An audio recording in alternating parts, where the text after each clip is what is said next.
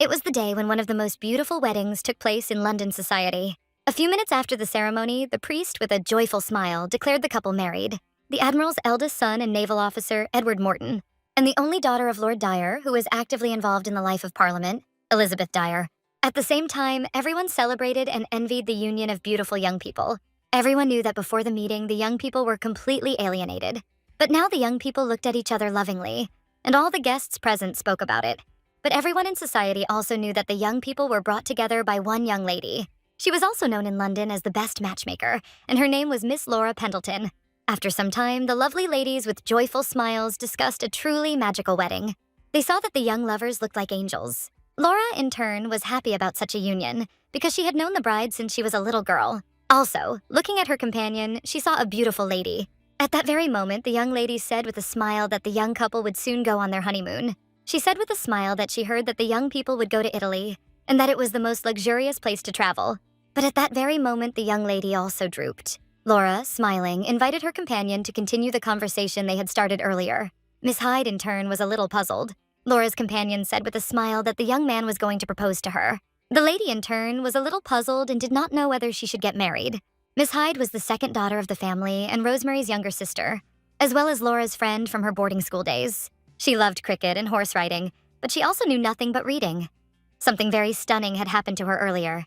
She received a letter from a man she considered a friend with the intention of proposing to her. She was shocked and said that the young man was going to visit their house and officially propose to her. She understood everything perfectly well, but she couldn't even imagine something like this. She didn't expect that all this time the young man loved her because she considered him just a friend. The young man was the second son of a local noble family. He was a businessman with a long tradition who had become rich through trade. He had his own lands and a mansion, as well as an excellent character, tall stature, and attractive features. Laura, looking at her companion, understood that the young man was truly an outstanding groom. At that very moment, the lady asked her companion if she refused the offer. Would he be very upset? Laura was shocked and asked the girl if she was really going to refuse the marriage. Hyde knew perfectly well that she was behaving stupidly. After all, her parents, as soon as they saw the letter, immediately began to fuss, trying to set a wedding date. She understood perfectly well that she would not be able to find another such groom, but still she did not see him as her companion. Laura reassured her companion and said that life as an unmarried woman is very difficult, both in human and financial terms. But she told the young lady that the most important thing was her own feelings. She asked the girl to put other worries aside and listen to her heart. Laura asked the girl if she wanted to spend the rest of her life with him, but her companion could not answer the question. Laura was a little puzzled, as she knew what the future held for an unmarried girl. At that very moment, a young man came up to them and greeted them with a smile, and also asked what they were talking about. They were shocked, but he asked with a smile if he had interrupted their conversation. William looked intently at the young girls, and at that moment he saw the anxious expressions on their faces. He asked if the young lady was okay. She was taken aback and said that she was a little worried. Then he suggested that she go home. She sighed and said that if she rested a little, she would feel better. William was glad to hear this and immediately offered them his help. Laura understood perfectly well that her companion was uncomfortable around the young man. William was taken aback and asked the young lady with a smile how she was doing. A moment later, they began to have a pleasant conversation as if nothing had happened. William looked at the young lady and said with a smile that he had one small request for her. The miss was surprised, as she did not expect anything like this. But with a smile, she asked what he needed. He, smiling, said that he has a relative who will soon become his son-in-law. The miss thought for a moment as she remembered a young man who was quite famous. Ian Whitefield was a very popular man, but at the same time a hidden one. William said with a smile that he had recently received a letter from his school friend, and he said that he was planning to visit London soon. And besides, he received another letter from his friend's sister, asking him to help her brother. After all, she wanted him to introduce brother to a worthy lady. William looked closely at the young lady and with a smile asked her to help him in this matter. Meanwhile, the young man read the letter with bewilderment and wondered why his friend and sister were trying so hard to drag him into London society. Sometime later, the young lady slowly walked home, thinking about the young man all the way. She knew that he was the heir to a large estate, a skilled businessman who had increased his fortune in less than a few years.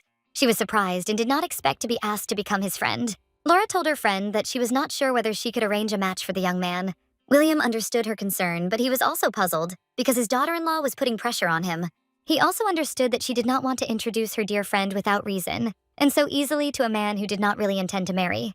So the young man asked the young lady to accept Ian as her new friend. She agreed to his proposal, but she didn't know if everything would be okay for her. But she saw that her friend cared about the young man, which meant he really was a good person. Laura decided to throw all her thoughts away. After all, right now she had more important things to do. Her case concerned her friend, and she knew she needed to talk to her urgently. After some time, the young lady returned to the mansion and the servants asked how the wedding she attended went. Laura said with a smile that everything went well, but also asked how her grandmother was feeling. A moment later, the young lady took it from the maid's nose and decided to take it to her grandmother. She knocked quietly on the door and asked her grandmother if she was asleep. Her grandmother responded, and she said with a smile that she would now enter the room. The young lady slowly stepped inside to her grandmother. The lady looked at the knight with a smile and asked how the wedding went. She wanted to know everything without exception. After some time, Madame happily said that she was very sorry that she did not see the groom cry in person. Laura said with a smile that she remembered the day they first met. And yet the young man suffered for a long time, not knowing what to do with his feelings. The lady looked at her granddaughter with warmth and thanked her for the wonderful couple she had brought together. The madam told her granddaughter with a smile that she had arranged many marriages and that she was a truly talented matchmaker. The young lady, in turn, was embarrassed by the praise, and her grandmother watched her with warmth. But after a moment, she looked at her granddaughter with a serious look and said that she had one question. Madame wanted to hear an honest answer from her own flesh and blood. The madam stated that she had never met a girl like her granddaughter with such inner and outer beauty. So she asked her granddaughter why she used everything she had only for others. She wanted to know why her granddaughter didn't find love of her own. So she assumed it was all because of the man who had once abandoned her. She was worried, but the young lady told her grandmother that it was very late and she should rest. Madame did not utter another word, as she understood that this was a very painful subject for her granddaughter. After some time, the young lady was also quietly praying, sitting in her room. She asked God for the well-being of her grandmother and for peace for the man who left her many years ago. Sometime later, the young lady was in a hurry to get to a meeting because she had received a letter. She was informed that her friend had come to see his beloved. There he proposed to her, but alas, he received a bitter refusal. After this incident, the young lady locked herself in her room. Rosemary wrote to her precious friend that Jane needed her. At the same time, the young lady, without wasting a minute, arrived at her friend's house. The lady greeted the young lady with a smile and thanked her for arriving so quickly. Rosemary said with a smile that she would like to talk to her sisters. But at that very moment, they were all taken aback, as they heard a scream coming from the upper floor. The madam screamed furiously that the young matchmaker had ruined her daughter's wedding. She was furious because she knew they shouldn't have been dealing with a girl with no background.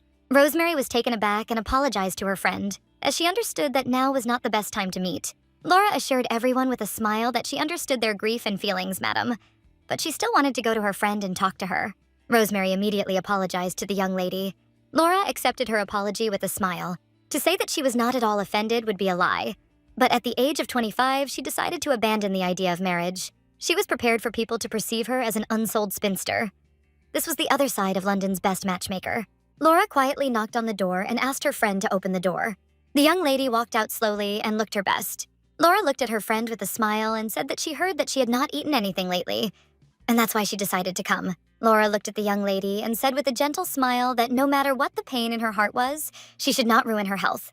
She also said that she had brought some treats and she should try them. Laura saw that the young lady did not react to her words in any way. Then she told her friend that if she felt guilty in front of the young man, then she shouldn't worry. Then the young icy one broke her silence and asked her friend if she could imagine her future. Flora sighed heavily and said that she would not have any inheritance, since she was not recognized as a member of the family anyway. Jane sighed and said bitterly that she wouldn't have anything either. After all, since her father died, their house has been gradually falling into disrepair, and if they lose the house, they will have to move to the village. She understood that she had behaved stupidly, and now she did not understand why she had made such a choice. She screamed with tears in her eyes that she had no other way because she didn't even have a normal education.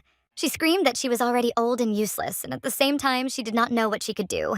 Laura froze for a moment as she heard the unpleasant number again. For a woman in their time, 25 is a frightening age, because the last train to marriage has almost left. And for an unmarried girl who had no chance of inheriting a fortune, the worst thing is poverty.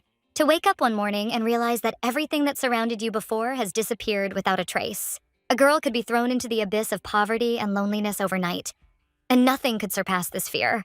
Laura knew this better than anyone because she had been through something similar herself, but she still encouraged the young lady and said tenderly that when she was her age, she couldn't do anything. Laura told her friend with a smile that she could be anything she wanted. She could have become a fortune teller or a street vendor when she became prime minister. The young lady was taken aback by this. At the same time, she asked if she was really joking now. Then Laura said with a smile that the young lady could become a typist. Laura smiled and said that when she was a dash girl, she was going to become a typist, and even bought herself a typewriter. She hadn't used it for a long time, as she had been busy with something else, but she wanted to borrow it. Laura looked at her friend tenderly and asked how she liked the idea.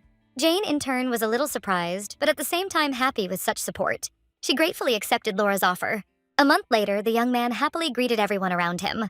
But moments later, he asked his comrade how it felt to be back.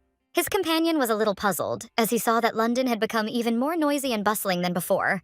Ian couldn't understand how his friend had managed to drag him into such a fuss. William said with a smile that London high society was the flower of English society. He told his friend with a smile that since he was visiting London, he might as well relax and enjoy the company.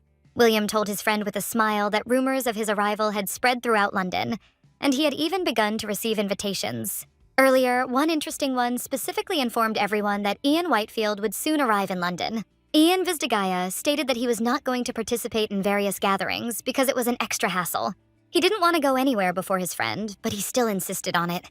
William told his friend that he absolutely had to be at this event, and at the same time he said that he had found himself an excellent ally. Ian looked at his friend in bewilderment, as he did not understand what he was talking about. Meanwhile, the young lady was slowly getting ready for the ball, but this event caused her some anxiety. She knew that the man who always refused all social meetings and parties would suddenly appear at this event. Rumors spread quickly, and many people began to confirm their involvement.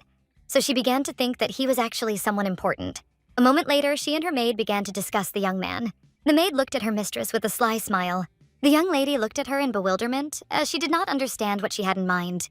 The maid asked her mistress if she would like to do something unusual with her hair. She said with a smile that the young gentleman was amazing and very rich, and it might be that he would fall in love with the lady at first sight.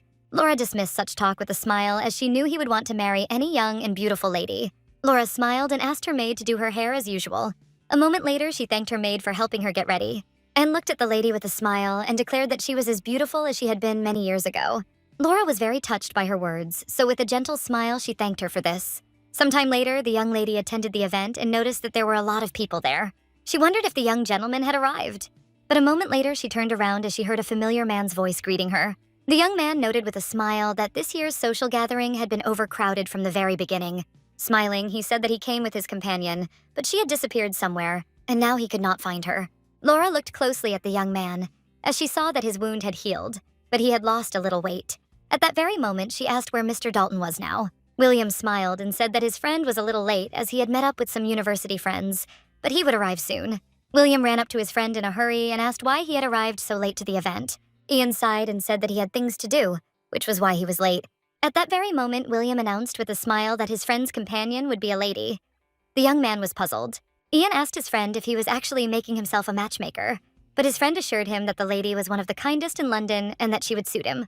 He also assured her that she was very smart.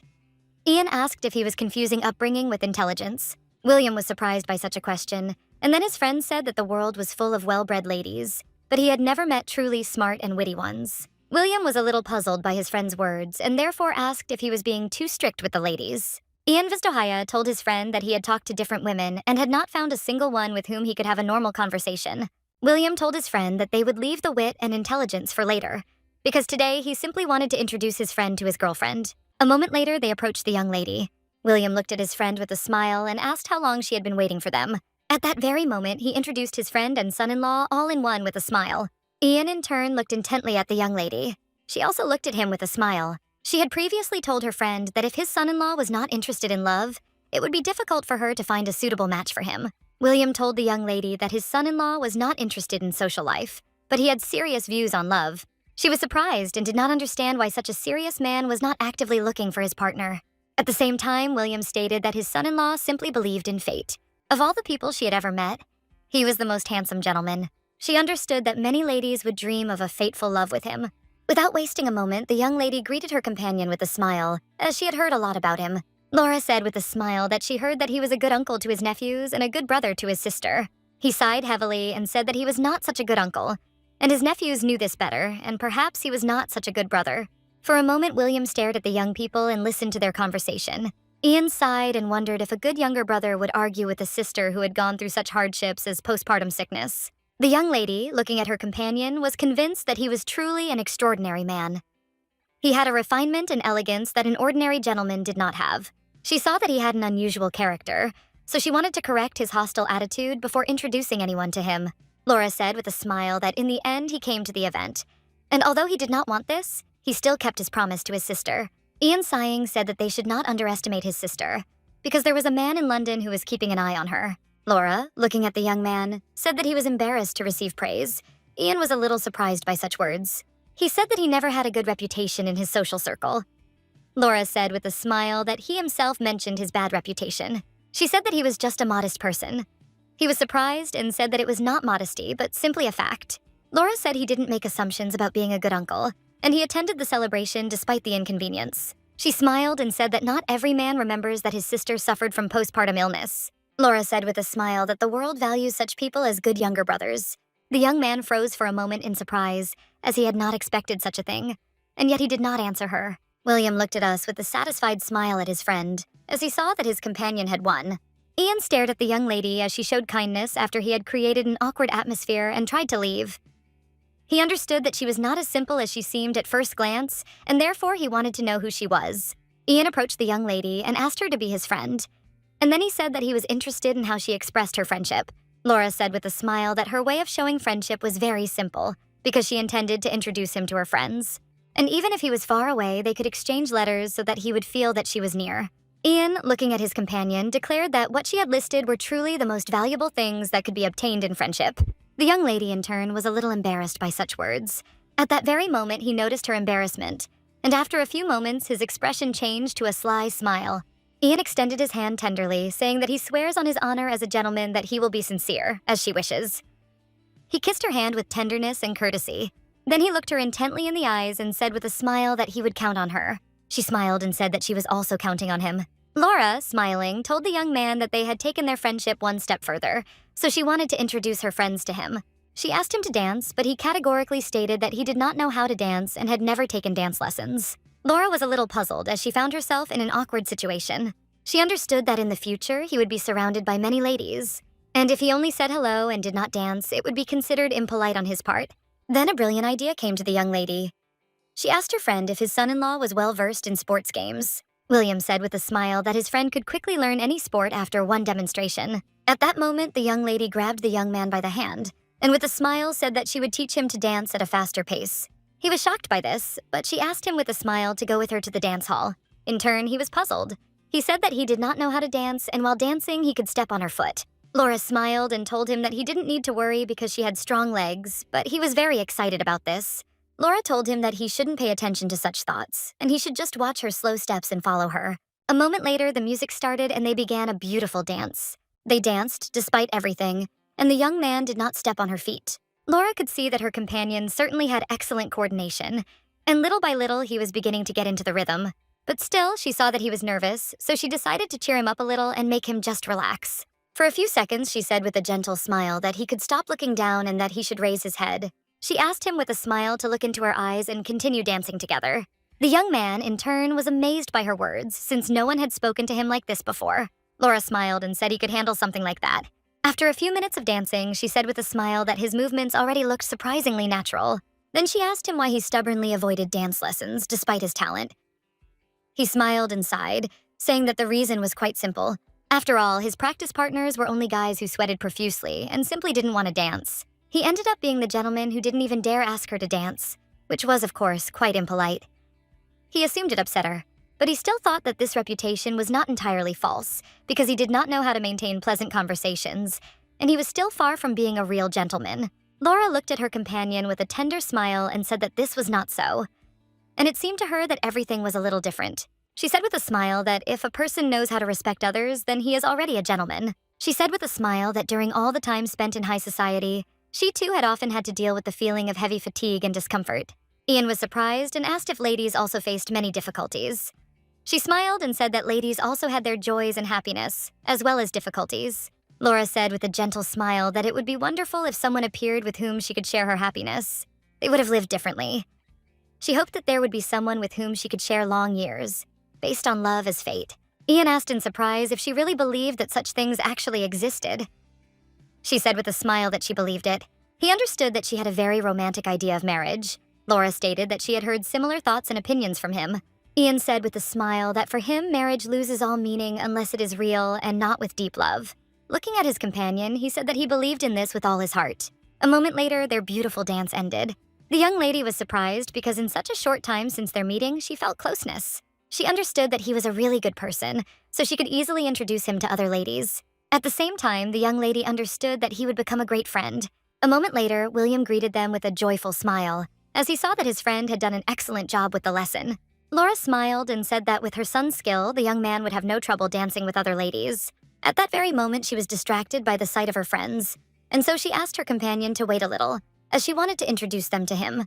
William looked after the young lady with a smile and asked her not to hurry.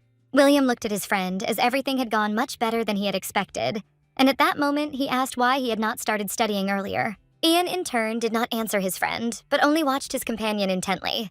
He saw her beautiful and lively smile. At the same time, he could not take his gaze off her.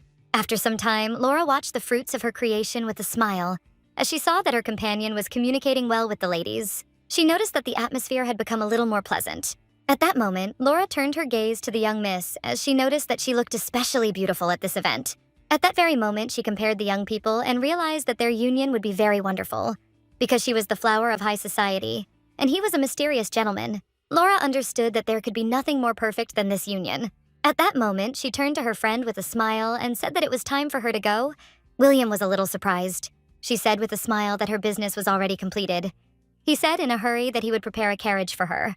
But the young lady assured him that there was no need to do this, since they were already waiting for her. She walked slowly up to the carriage and stood still, looking at the beautiful hall, wondering if Ian had asked the young lady to dance. Laura looked into the distance with a satisfied smile, as she assumed that this was indeed the case. She had previously seen that the young lady was showing interest in the young man, so he simply could not remain indifferent to her. She was happy because she understood that they really were the perfect couple. Laura knew that if they got married, they would be the most magnificent couple in London. But a moment later, all thoughts flew away as the young man frightened her. Ian ran quickly up to the young lady and called her, and it was clear that he was in a hurry to follow her. Laura was shocked and didn't understand why he ran to her so quickly, so she asked if something had happened. She was shocked because she knew that he had to dance with other ladies, and then she heard from the young man that she had behaved too strictly. He sighed and wondered how she could have left without a word while he was momentarily distracted. Ian, looking at the young lady, he said that she had become his first dance partner, and then he asked if she shouldn't have at least said goodbye before leaving. The young lady froze in place in shock and embarrassment, as she did not expect such a question. Laura collected her thoughts and, with a smile, apologized for treating him like that. She said that she just thought that they would meet again soon, and so she didn't want to say goodbye to him in such an unusual way. Laura stated that their house often hosts parties for young gentlemen and ladies, as well as small musical gatherings. These meetings took place in a relaxed atmosphere, so she was going to send him an invitation. Laura smiled and said that if he was busy, of course, he could refuse. Ian asked if she really organized all the events, and Laura said with a smile that her grandmother officially organized them. But in reality, all the organizational issues fell on her due to her grandmother's health. He sighed heavily as he understood everything and said that he would drop in to see her in the near future. She said with a smile that it was good news and said that she would write to him later. At that very moment, the young man asked, "What about tomorrow?" The young lady was shocked, as she did not expect that he would want to meet so quickly. Laura said she had an appointment with the doctor tomorrow, so he might drop by after breakfast. The young man accepted her invitation with a satisfied smile and tenderly kissed her hand. She said goodbye. He smiled at her and wished her a good journey. Laura was a little surprised, as she knew he had many unexpected sides to him. She saw that he was kinder than she had expected. Laura hoped that their acquaintance would become a good and long-lasting friendship. Meanwhile, the young man stared after her without looking away. When it became known that Mr. Dalton had attended the ball, the whole of high society quickly came into motion. Everyone was literally obsessed with the idea of inviting him to their receptions. The Baron's wife asked her daughter with a smile about the previous reception. She wanted to know everything about the young and mysterious man. Dora said with a smile that the young man was much cooler and more attractive than rumors had it, and he also promised to come to them for dinner. She said with a smile that she was the only one at the event who decided to invite him. Madame, in turn, was very pleased, because her daughter had chosen an excellent gentleman who would fit perfectly into their dinner. These evenings were famous throughout London. On the one hand, it all boiled down to enjoying a luxurious dinner and meeting a beautiful young lady. The main reason for his popularity was that the Baron was known for his unusual attachment to his title, and he was renowned for carefully selecting his guests. Madame knew that the young man belonged to a family and, of course, was a source of enormous profit. After all, as soon as he inherited the fortune, he began to invest in profitable mines, bonds, and shares, and soon he got going and collected a whole capital. She knew that no matter what trouble happened, he would never go bankrupt. Dora was surprised and did not know where her mother got all the information from. Sighing, she said that despite her mother always talking about money and land, she would not marry unless she felt a real attraction. And on top of everything else, she wasn't yet well acquainted with the young man. Madame was in shock. She didn't know how many times her daughter needed to meet the young man to feel attraction. She told her daughter that while she waited for real attraction, other girls would be able to drag him down the aisle. She convinced her daughter that the young man could find another girl with better conditions. So with a smile, the madam told her daughter that she was very beautiful and therefore should impress and charm him. Madame told her daughter that when he looked at her, admiration sparkled in his eyes. She knew that he simply could not take his eyes off his daughter, and this was visible from afar.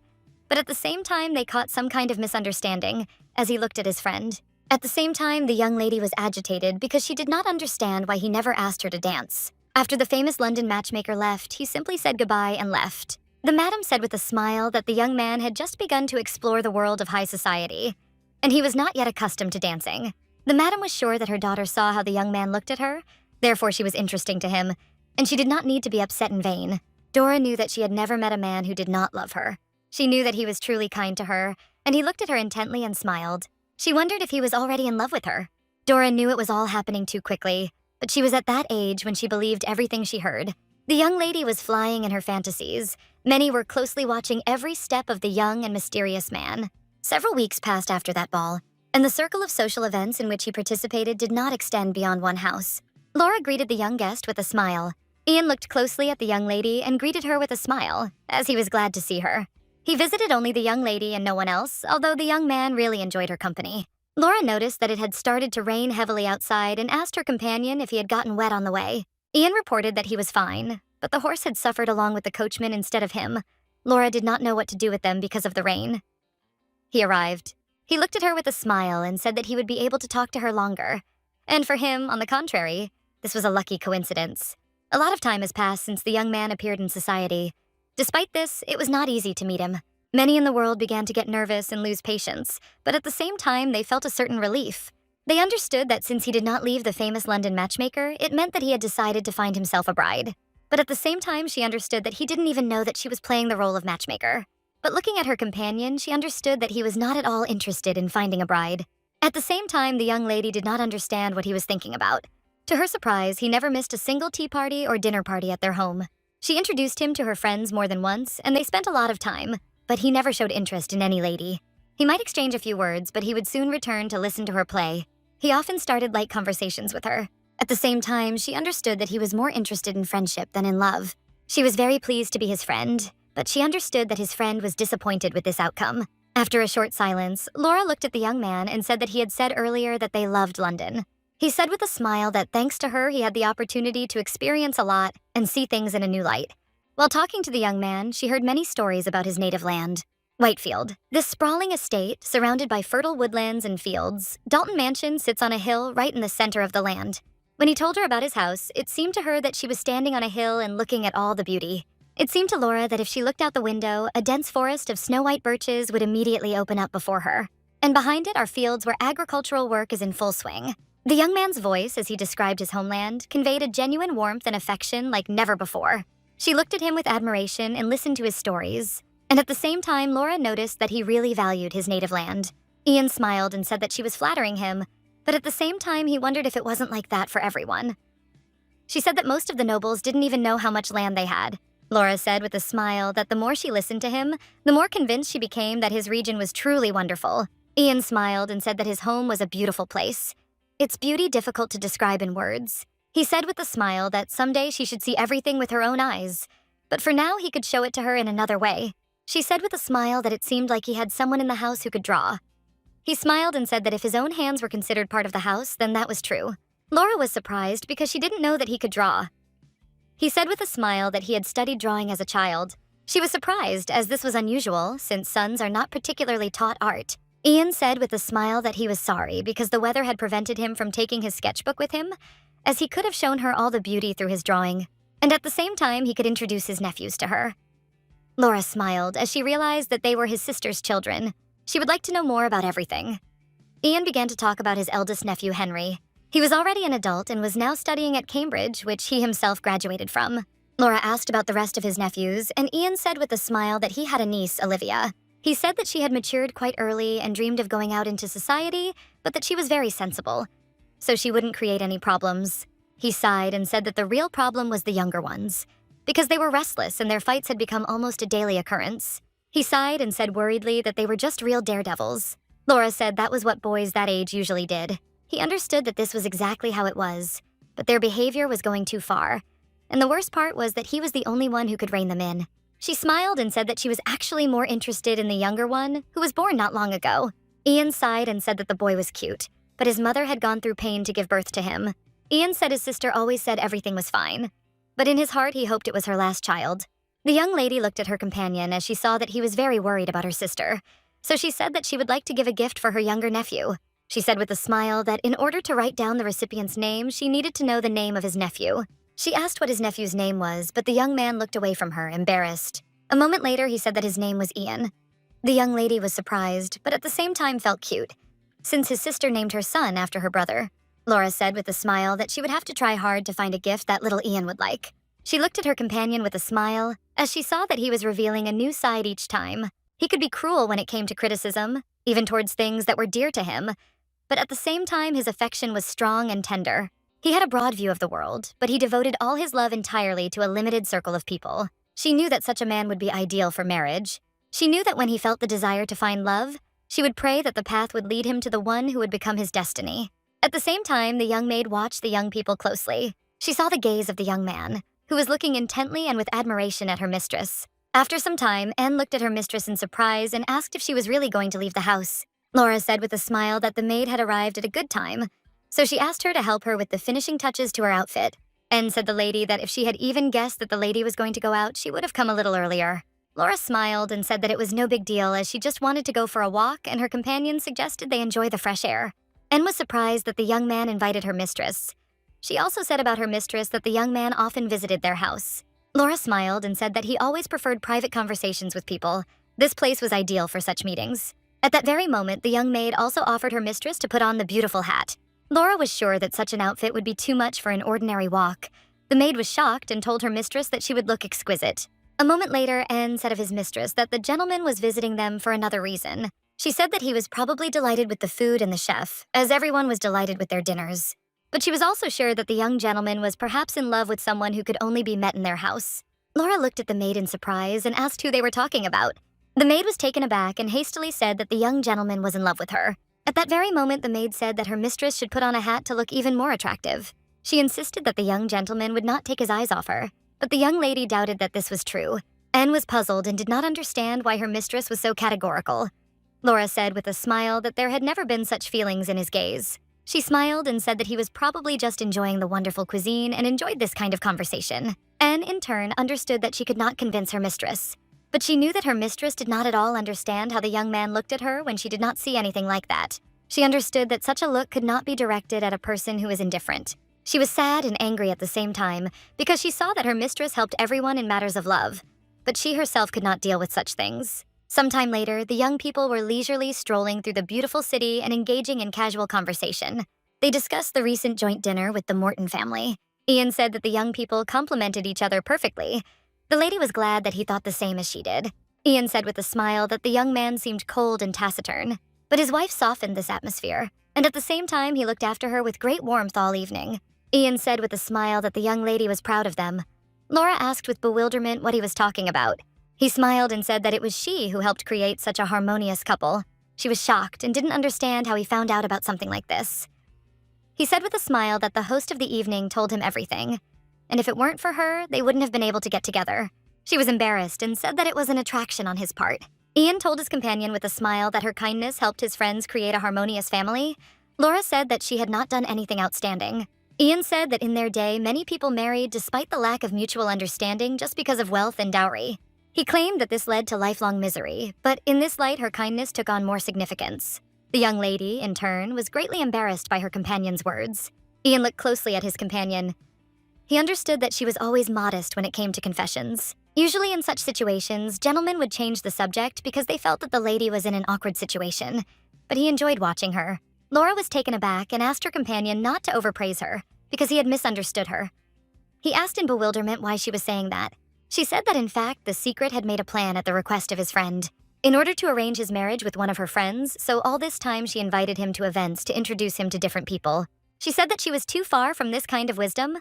Laura understood that she told him everything, and now he would be disappointed in her. At that very moment, she glanced sideways at her companion as she wanted to hear an answer. But in response, she only saw a beautiful smile on his contented face. Laura looked at him in bewilderment as she did not understand why he did not answer. But at that very moment, she realized that he had already guessed everything. The young man, in turn, burst into wild laughter. She shouted at him not to laugh because it was too much. He asked for forgiveness with a smile because he saw that she was very sweet and therefore admired her sincerity. In turn, her face froze in embarrassment. He asked with a smile if she would forgive him, but Laura could not answer a word. Meanwhile, a young lady walking through the city noticed familiar silhouettes. Looking closer, she saw a young man next to Laura. She was happy because she saw Mr. Dalton. Laura timidly asked if he was offended by the fact that she was trying to matchmake him. He said with a smile that he didn't mind and, on the contrary, was grateful because she was trying to help him. Laura sighed and said that he had not planned to get married and that she had probably bothered for nothing, so she asked for forgiveness. Ian smiled and said that she didn't need to apologize because he wasn't really against marriage. He said that he also tried to find a good girl in his area, but although he was not looking for the perfect beauty, unfortunately, he was unable to find the one with whom he could open his heart. She sighed and said that she understood him. Laura looked at him with a smile and asked if he was really looking for his destiny. He said with a smile that it sounded too loud. He simply thought that somewhere out there was his soulmate, and he was sure that a meeting with this woman would happen on its own, without any deliberate effort. Sighing, he said that it turns out he believes in true destiny. Laura said with a smile that perhaps this girl was also in London, and therefore he should try to look for her more actively. At that very moment, she said with a smile that she would help him find his destiny. He smiled and thanked her for the offer, but still refused. Laura asked if he was really giving up on intentional meetings. He said that was not the case. Ian said with a smile that he no longer needed meetings dictated by circumstances. At that moment, a dead silence reigned between them, and the young man stared at his companion without looking away. Laura was momentarily stunned by his words and could not utter a word. But a moment later, the young people turned around because they heard someone's familiar voice. Miss Dora Lenz greeted the young people with a smile. Dora said with a smile that, having seen them, she decided to say hello. She asked if they had really gone out for a walk, attracted by the beautiful weather. She envied them the way she had to go out on assignment. Laura noticed that the young lady was beautiful, but her face seemed more shy than usual. Then the young lady turned to the young man with a smile. She asked him if he planned to stay in London, but he answered evasively that he would probably stay for a while. The young lady did not give up and said with a smile that if he had time, he could join the picnic. Before he could answer, the young lady asked the young miss if she would be joining them on the picnic. Laura smiled and said that if she were invited, she would certainly accept the offer. While the young man listened to their conversation very attentively, Dora asked Ian with a smile if he could attend the picnic. Without hesitation, he immediately replied that he would come. The young lady was incredibly happy. Laura looked closely at the young lady as she felt that she had behaved differently. After all, the young lady was always proud and independent, but at the same time, she actively talked with the gentleman. She suspected that the young people and the people had some kind of special relationship that she did not know about. A moment later, the young lady said goodbye to the young men with a smile. They stared after her for a while. Ian broke the silence and said with a smile that the young lady was truly charming. Laura said that she was, and she was smart as well as talented. Laura was a little excited, and she had been worried before, but now she felt and saw that the young man treated the girl well. Ian said that the only drawback in Laura's circle of friends was William. She smiled and said that he was going a bit too far, as William was a good man. She also said with a smile that he was the most important person in her circle. The young man was surprised. I didn't understand why he was so important to her. She smiled and asked if he had heard of Miss Hyde. Ian thought for a moment and asked if this was the same lady who had rejected William. Laura smiled and said that it was her. Laura immediately said that she was very glad that everything was okay now, but she was sure that it was still hard for him after the rejection. Laura reported that, upon hearing that the girl was looking for a job, William offered to help by recommending her to the office where he worked. At the same time, he said that he did not want to lose their friendship. So the young lady asked her companion not to be so strict with William. She said with a smile that it was thanks to him that they met. Ian with a smile noted that this was truly a noble cause. She said they could also offer the young people the chance to enjoy a boat ride. Ian said they could use William as a coachman. After some time, they returned back to the estate, and the young lady offered to have a cup of tea. But the young man refused, as he had business. Ian sighed and said that before he left, he wanted to ask her something. Ian asked if William had ever shown any interest in her. The young lady froze in surprise for a moment, as she did not expect such a question. She asked him in bewilderment what he was talking about. She said that the young man, like his beloved, were her precious friends. She was shocked and said that even such a thought about it was unclean. The young man looked at his companion with a smile as he saw that she demonstrated clear confidence. A moment later, he looked at her with a smile and said that they would see each other next time. Laura stood frozen in a daze and looked at him in bewilderment. The young lady stared after him for a moment. She was a little confused as she didn't understand what had happened in the end. After some time, the young lady wondered what kind of relationship Ian and Dora had at the moment. She was concerned by the young man's reserved reaction, especially against the backdrop of the young lady's decisive behavior. She understood that perhaps this was Ian's way of showing true love. She knew that he hid his feelings from others, and she assumed that he would open up if they were left alone. But if this was not the case, then the young lady had misinterpreted his feelings. She knew that the young lady was certainly a wonderful and multifaceted person, but she lacked life experience and was easily susceptible to flattering words. For example, if someone admires how well they are suited to each other and encourages them to be together. Laura threw all her thoughts away, as she realized that perhaps her thoughts were too bold. She knew that the girl was a reasonable and worthy lady. After all, if there really was mutual affection between them, then her intervention would no longer be necessary in such a matter. At least in terms of conditions, this would be ideal. The young lady could not boast of a large dowry, but she had the status of the daughter of a titled nobleman. The young man, in turn, had no title. But his pedigree and the enormous fortune he possessed thanks to his family spoke for themselves. She understood that everything would go smoothly, since she was the one who introduced them, and she would watch the development of events from the sidelines. After some time, the young lady's friend came to see her. Laura greeted her friend with a smile. Jane apologized for being late, and she also said that she heard that there would be a dinner party that evening. She asked her friend if she was going to the dinner party. Laura said with a smile that she had received an invitation, but had to stay close to her grandmother. She saw that her grandmother was getting weaker every day, and she felt calmer next to her. Laura stated that she would much rather sit at home with a book or listen to the sounds of a typewriter than go to a dinner party. At the same time, Laura praised the young lady for her efforts. She saw that the girl did everything in her power, and she did an excellent job. Several months had passed since the young lady began visiting her regularly. How many months ago, when she came to her friend, she looked with delight at the beautiful office. Jane was amazed because she had never seen such a large number of books before. But moments later, her gaze was drawn to the beautiful typewriter. Laura said with a smile that the young league would soon be using it, and that with the help of this device, she could create any document. Laura said with a smile that she was passing by the closing office and bought the car secondhand. She stated that she had once been in the same position as the young lady, and not knowing how to make a living, had decided to do something similar. After much practice, she managed to learn how to quickly and accurately prepare documents. So she asked a friend for help and learned how to prepare forms for documents. The young lady was glad because she had acquired a useful skill. Now she could pass on her skills to her friend and help her in the current situation. Laura asked her friend with a smile what her impressions were when she saw something like this with her own eyes. Laura, supporting her friend, said that she would be happy to teach her how to properly use the machine. After some time, her young lady looked through the documents with delight, as her friend had achieved an excellent result in a short time. Jane, in turn, was a little puzzled and exhausted, as she had to go through a lot and put in a lot of effort. At the same time, the young lady told her friend with a smile that she had not at all expected that she would be able to instruct so firmly. Now that she saw her in a new light, Laura smiled and said that she herself had probably become carried away and began to teach with even greater zeal. But a moment later, the young lady noticed that her friend was engrossed in something. Jane asked her friend what she was writing. Laura smiled and said that she was studying Latin. Jane asked in surprise if she knew Greek. Laura smiled and said that she had studied it at a girls' school. Jane was surprised because she had heard that the school only taught German and French. Laura said that this was true, but their school had courses in Latvian and Greek. And thanks to this, with the help of a dictionary, she could translate quite successfully. Jane was amazed at what she heard, because she would not have been able to read a word. She said that if she were a man, she would definitely go to Oxford, although she cannot go there directly, but she is quite capable of helping someone. Jane asked her friend if she would like to become a private tutor. Laura smiled and said that for now she did.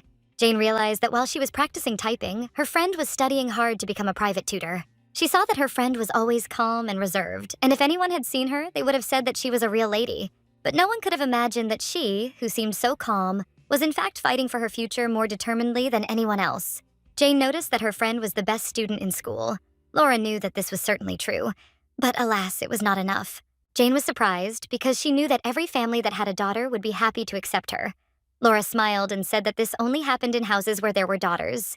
But when the family faced financial difficulties, the first thing they were willing to sacrifice was their daughter's education.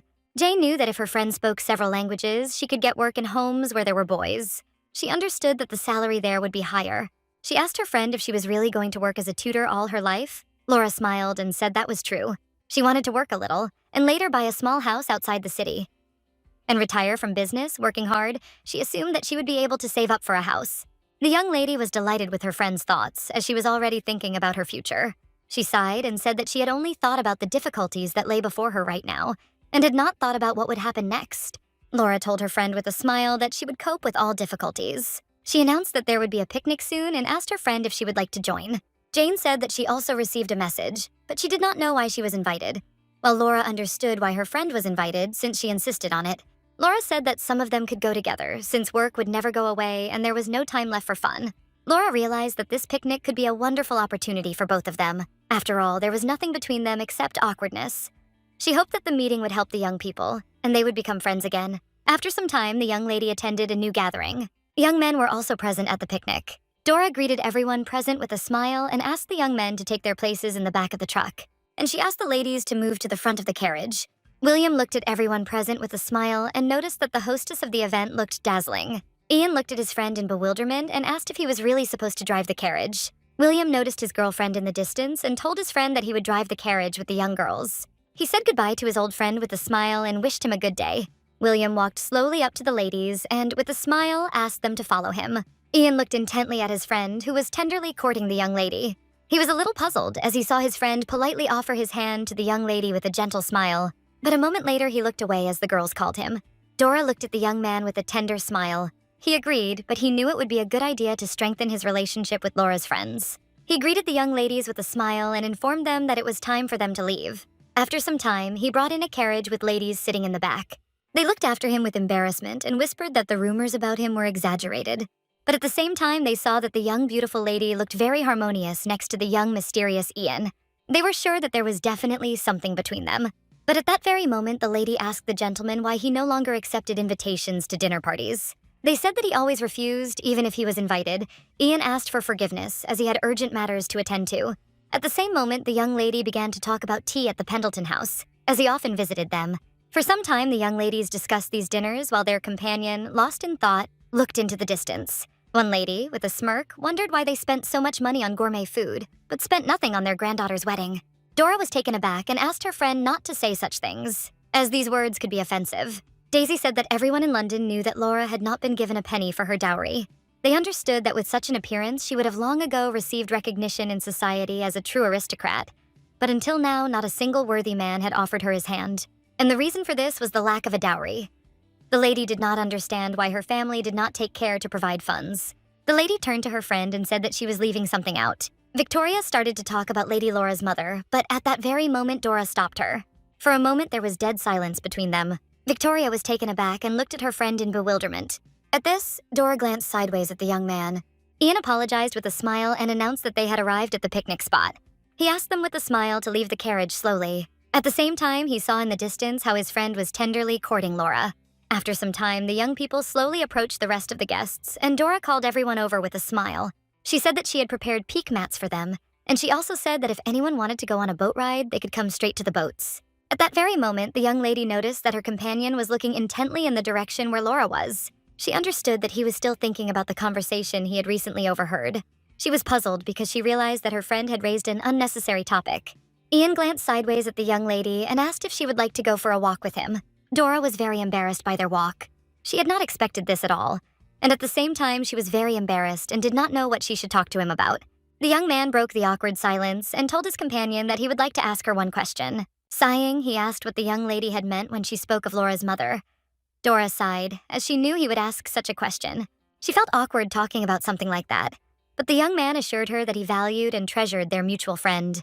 He said that, thinking about their further communication, he believed that he should know more about her. Dora sighed and looked away, saying that she had only heard about others, so she could tell some rumors. She reported that the young lady's mother was a precious daughter, a real pearl of high society. However, many years ago, she disappeared without a trace. She eloped with an American artist, who came to their house to paint her portrait, but they never got married. They simply disappeared and lived together for some time, but alas, she passed away while giving birth to her sweet daughter. The artist left the girl in the care of Lady Evagale and disappeared without a trace. Everyone decided that he abandoned his daughter for a new life. At the same time, the young lady was officially accepted into her mother's family. Dora understood that the young man was shocked by what he heard, and this was not surprising. She understood that if Laura's birth had not been marred by such a scandal, she could have shone in high society. Dora said that the young lady was noble and beneficent. Her upbringing and her origin were in no way inferior to a true aristocrat. But because of her origin, she had no dowry, and when they wanted to accept her into the family, her uncle was firmly against it.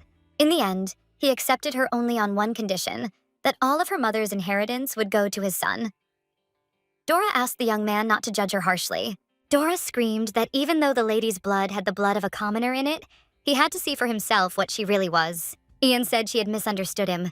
He asked if she thought he could despise Laura over such a trifle. He sighed and said he was simply amazed. Now the young man understood why she was always reserved. Dora saw that he was not speaking directly and was hiding his true feelings. But in turn, she was puzzled and did not understand why he suddenly began to seriously think about the origins of the young lady. A moment later, the young people slowly approached the others. Dora smiled and invited her companion to play a little, but he simply wished her a good time. The young ladies looked at him in bewilderment as they thought that he would join them after all. For some time, they did not take their eyes off him, while the girl asked her friend what they were talking about. The young lady happily began to tell her friends about everything. At the same time, the young man slowly returned back. He was immersed in his thoughts, since he had no intention of staying in London. Besides, he wasted his time on such entertainment. At the same time, he had a lot of things to do at home. But he still wondered why. Despite the lack of any need, he still remained in London. A moment later, he realized that he had only one reason, which gave him a radiant smile. The last month has been a series of unexpected events. Ian, like a complete fool, constantly turned around her, hoping to fish out at least one word. Without asking his companion, he simply poured out his thoughts like a waterfall. It was the first time in his life that he felt what it meant to be a captive person. He was glad to see her smile, but it was she who became the object of public contempt. It was necessary to expect that the social circle was also full of small souls. Already from that conversation in the carriage, everything became clear to him. Blood, lineage, status. They enjoyed gossip, discussing other people's affairs. He was furious and wondered how the lady could survive for so long in such a place, alone and without support. He didn't know if there was anyone who could be her comfort in the cold and evil world. He wanted to become that kind of person for her. He wanted to listen to all her suffering and console her with at least something. A moment later, the young man turned around because he heard a familiar voice. At the same time, the young people were happily having fun by the lake. A moment later, a young man came up to them and corrected his friend with a smile. He noticed that Togo had an incorrect posture, and therefore he blamed the stone with interest. The young people looked at him in bewilderment. William was surprised that his friend approached them. Laura, in turn, greeted the young man with a joyful smile. She smiled and said that they were having fun, and at the same time she bet on her friend to win, and she said that he could bet on his friend to win. Ian said he would bet on the young lady too. William was puzzled. He said his friend should have supported him. The young lady smiled and told her companion that she acknowledged his skill, but that he still lacked the necessary skills. Then she asked the young man with a smile if he wanted to try himself. Ian said with a smile that he was also good at playing with stones. But when a real master challenged him, he began to worry. Laura looked at the young man with a smile and said that he should try, and in that case, she would bet on him. He smiled and said that with her support, he would try to play. William was surprised and told his friend that she had said earlier that if they played, she would always be on the girl's side. Ian looked at the young people with a smile, as he liked the fact that they were arguing among themselves in a cheerful atmosphere. Ian smiled and told his friend that if he won, it would not affect his reputation in any way. A moment later, Jane smiled and gave her opponent the first move. Ian thought for a moment, as he hadn't played something like this for a long time. He wondered if he could do it. A moment later, he threw his stone and everyone looked at him in surprise. Ian easily tossed the stone into the distance and froze in a pose looking at the stone as it slid across the water. Laura looked into the distance with delight and counted every time a stone flew away from the water. Everyone was surprised as the young man set a new record, and Jane noted that she had a strong opponent. But in turn, she looked into the distance with a grin, because she understood that she should not give in to him. The young people, in turn, joyfully rejoiced and supported their friend, as they wanted her to win. Jane stood frozen for a moment, looking out at the lake, knowing she had to win and throw the stone further. A few minutes later, she threw the stone into the distance, and the young people began to count how many times it bounced off the water. A few seconds later, Laura ran up to her friend, as she had set a new record. William happily congratulated his friend and asked how she managed to achieve such a result. Moments later, Jane was telling her friend what he needed to do to achieve similar success. Ian asked his companion with a smile if they could find something else to do for entertainment. A few minutes later, the young people were sailing in a boat on the lake. Laura said that her friend suggested a similar game, and they had a fun time.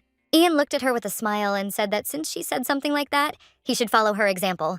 Now he realized that he was really in trouble. He was puzzled and did not understand why the boat was so small. Ian was a little worried and didn't understand why everything was so quiet around him. At that moment, he looked at his companion with embarrassment, and I wondered if boat rides had always been this exciting. After a few minutes of conversation, the young man realized that he was fighting with the girl who rejected his friend's offer. He was surprised and confused and asked if they were really throwing pebbles on the water now. Laura said with a smile that they had just happened to be on a walk, and that their friend had conveniently suggested that they play with his pebbles. She was glad that they were communicating again without the slightest embarrassment, because they had always been good friends. But it sometimes seemed to her that the young man had proposed to her out of friendly affection rather than love. Ian froze for a moment but didn't answer. But after a few minutes, he asked his companion whether it was possible for spouses to find happiness if their union was born only out of friendship. She knew that this was so, but such people were few. He sighed and said that he found it difficult to understand and asked if marriage shouldn't be built on love, not friendship.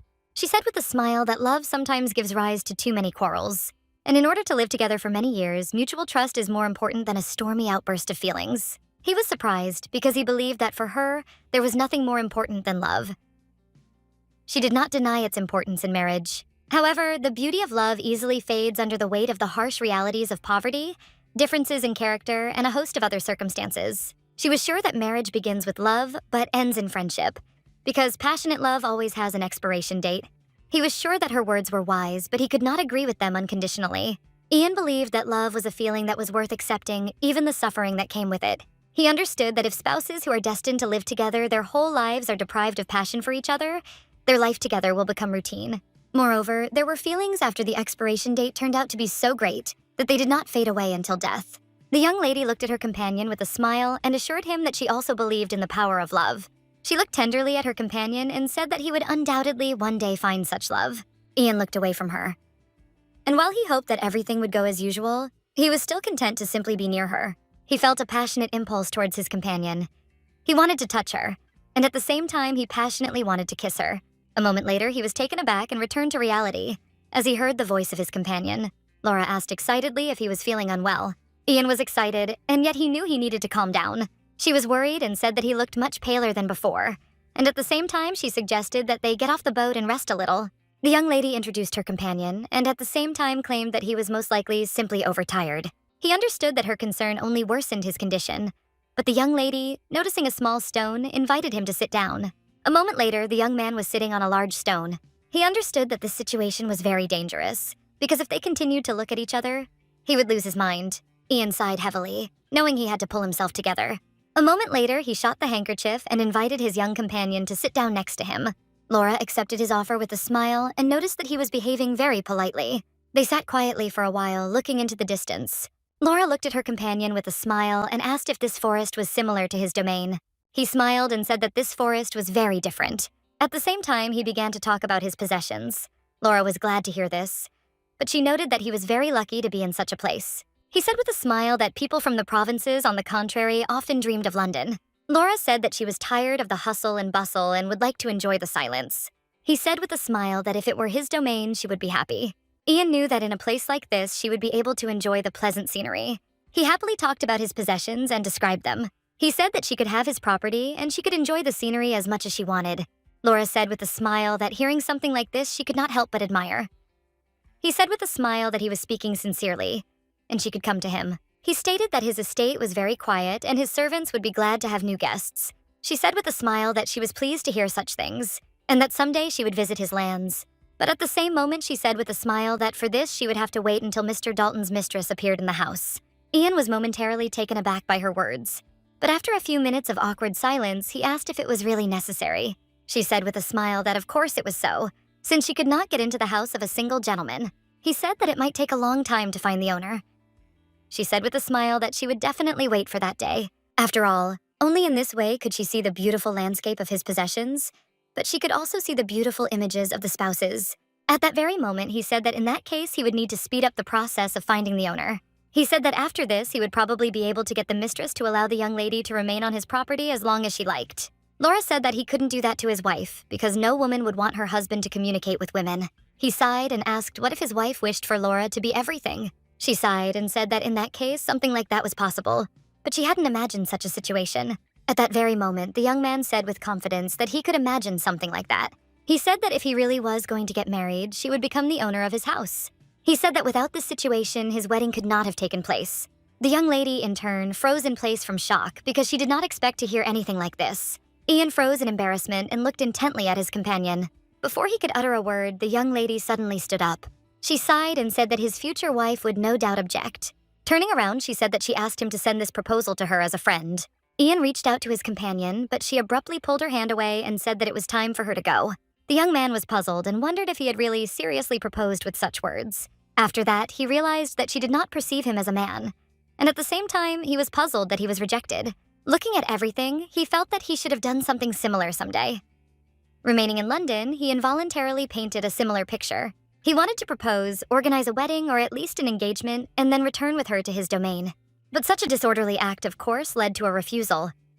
He understood that he had to go to her and explain everything correctly. It wasn't just an impulsive act, because succumbing to the mood, he sincerely admitted that he really did love her. A moment later, the young man was taken aback, as he was informed that his recent companion had left, citing urgent matters. Dora said the young lady looked exhausted and in a hurry, so she sent the coachman to escort her. Ian was puzzled because they had an unfinished conversation. Dora was a little upset, as she realized that they would have to postpone continuing the conversation for a long time. He was shocked when he heard that the young lady could not receive guests in the house, as some distant relatives were supposed to come to visit. After some time, the young man decided to visit his girlfriend's estate, but the maid said that they were not currently accepting guests. Anne asked the young man to leave.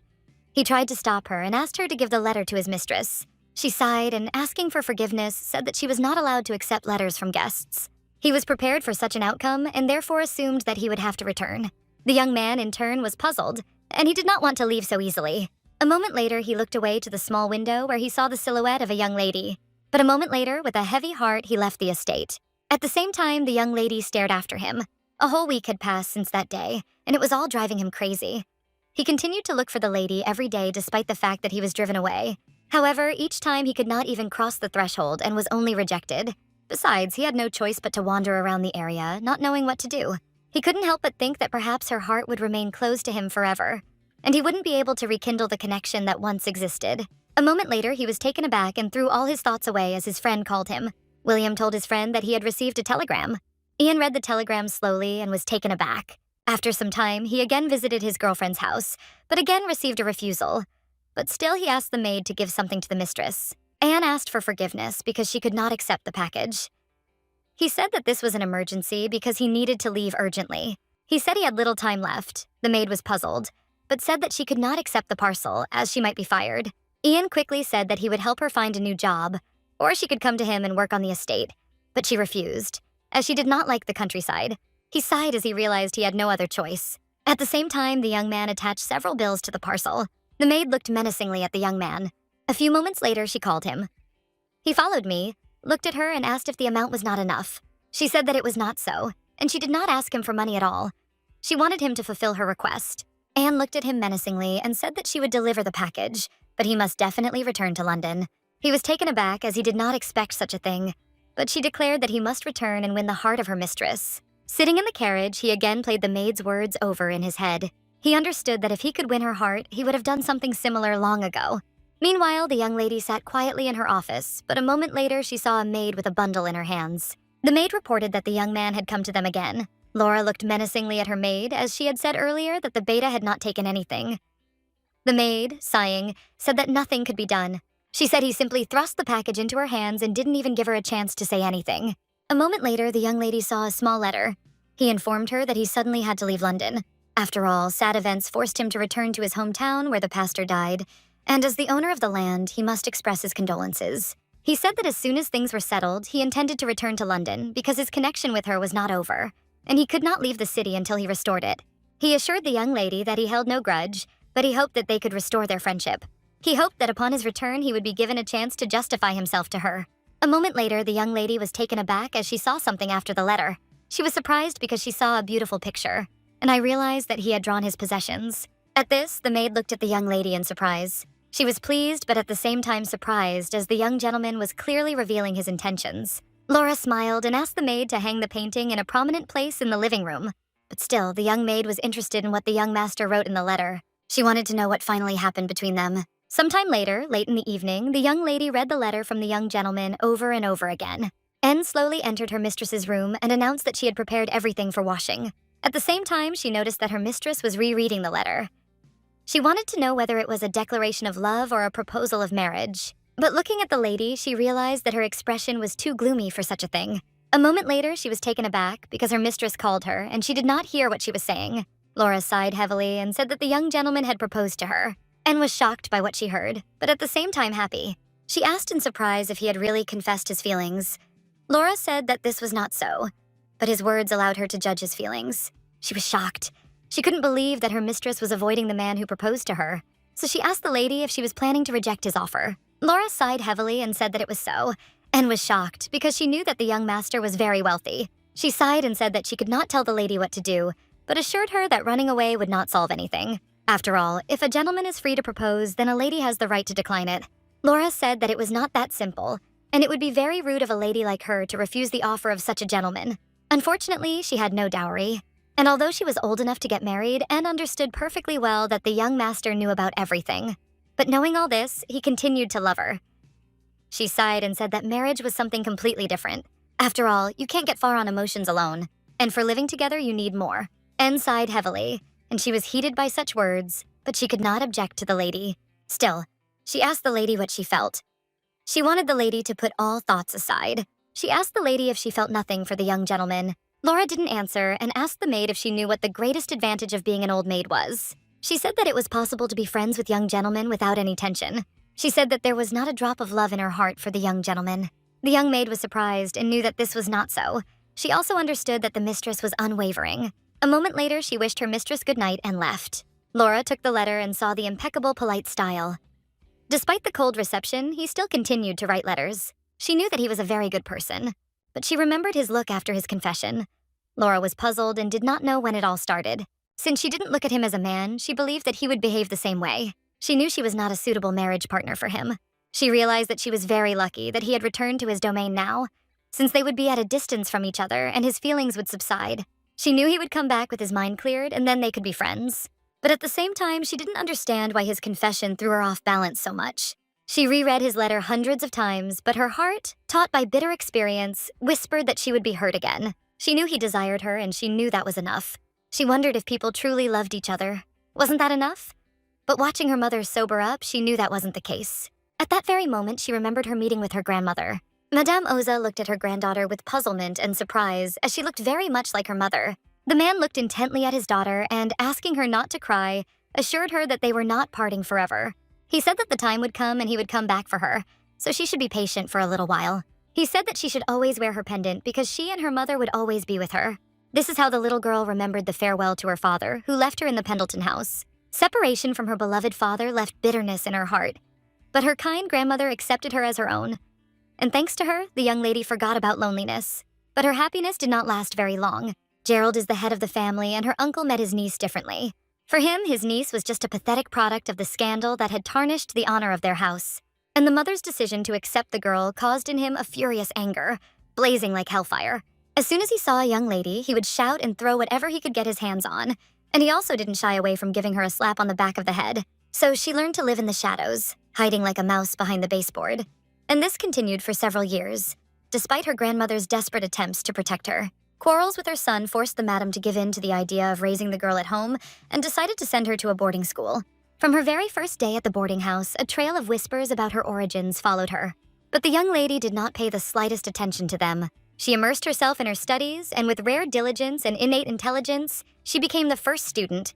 Laura tried in every way to behave impeccably, quietly, politely, flawlessly. She slowly erased her mark as a bastard daughter, and at the same time she became completely flawless.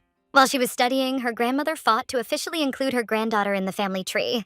But unfortunately, she had no chance against the legal head of the family. But she still went to extreme measures and promised her entire fortune to her son after her death. At that time, her granddaughter finally received the right to bear the family name.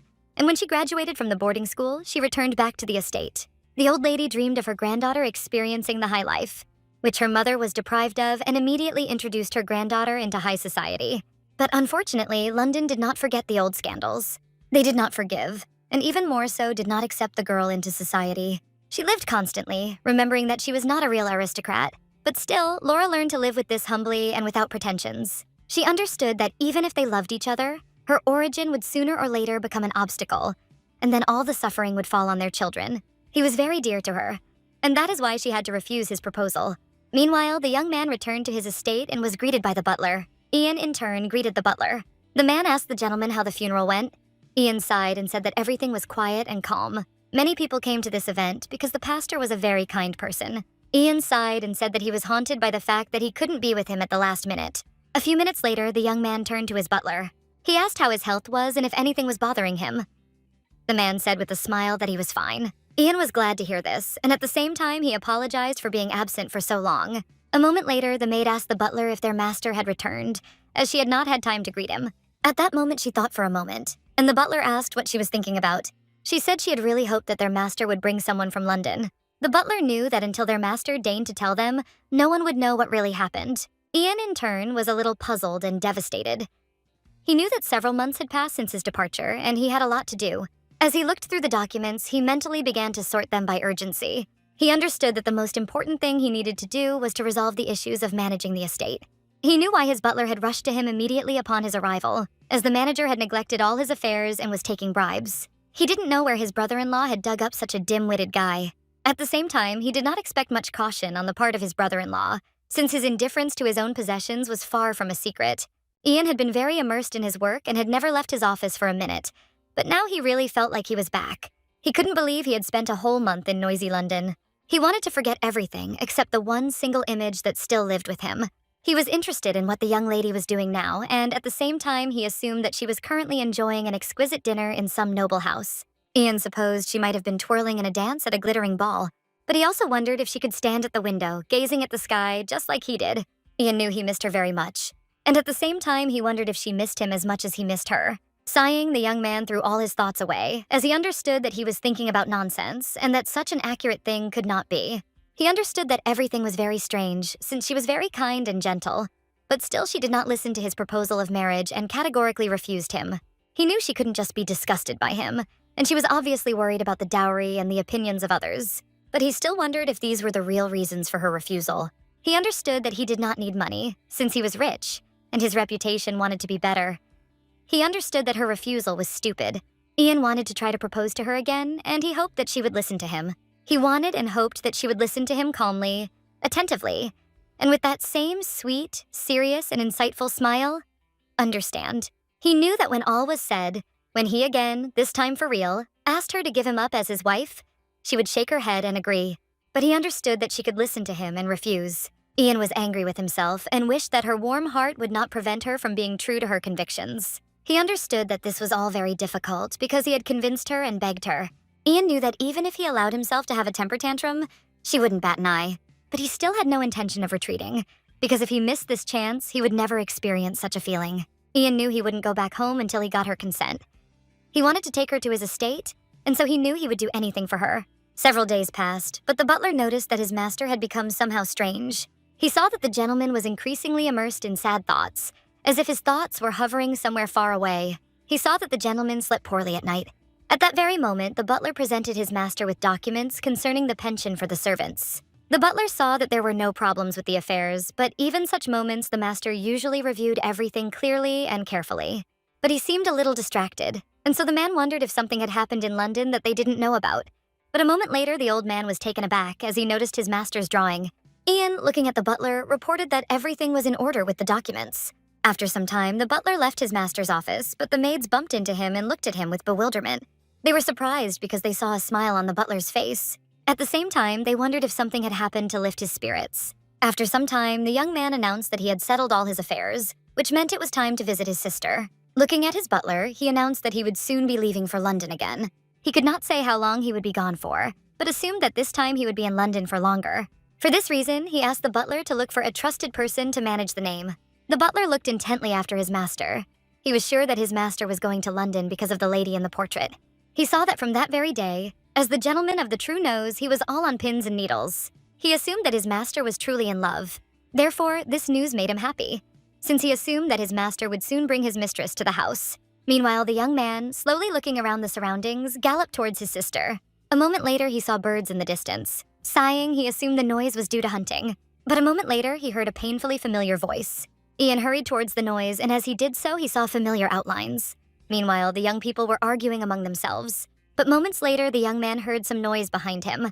He turned around and was taken aback when he saw his uncle. Ian glared at his nephews. They were taken aback and greeted him, but he did not answer. Ian slowly walked up to his nephew and demanded from him the thing they had been playing with. The boy was taken aback and said that they were all just playing with a wooden gun, and nothing terrible had happened.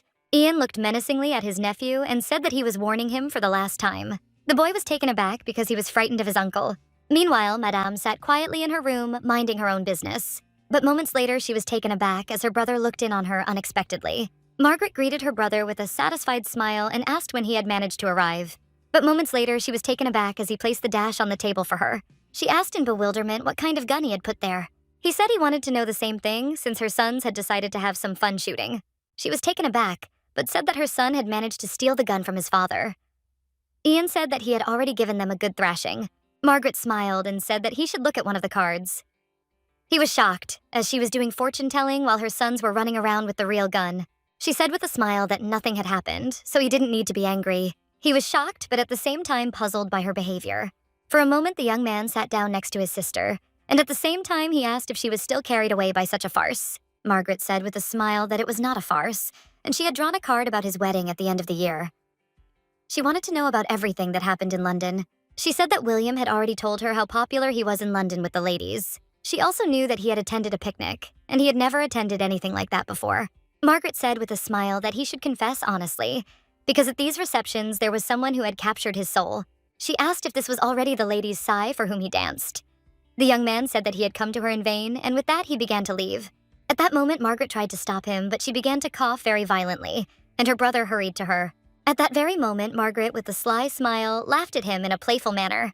He was shocked by her behavior, but she quickly grabbed the collar of his clothes and asked if she was right in her judgment. Margaret said with a smile that she knew something had changed in him, and it was all thanks to the young lady. She wanted to know who Miss Pendleton was, because she assumed that the girl was very beautiful and smart. She wanted to know how old she was. Looking at her brother, Margaret demanded that he tell her everything immediately, but he continued to remain silent. Margaret asked why he had such a distant and confused look, and she suggested that he was in love, but not reciprocated. At that moment, she was taken aback and asked if it was true that he was in unrequited love. She was shocked because he had conquered all the ladies in London, but there was only one left who did not reciprocate his feelings. He said they were just friends, but Margaret didn't believe his words. She said with a smile that she could, without a twinge of conscience, convey to that young lady one very touching letter from his childhood. She asked with a smile if he had forgotten about the letter he had brought her in tears on the eve of her wedding.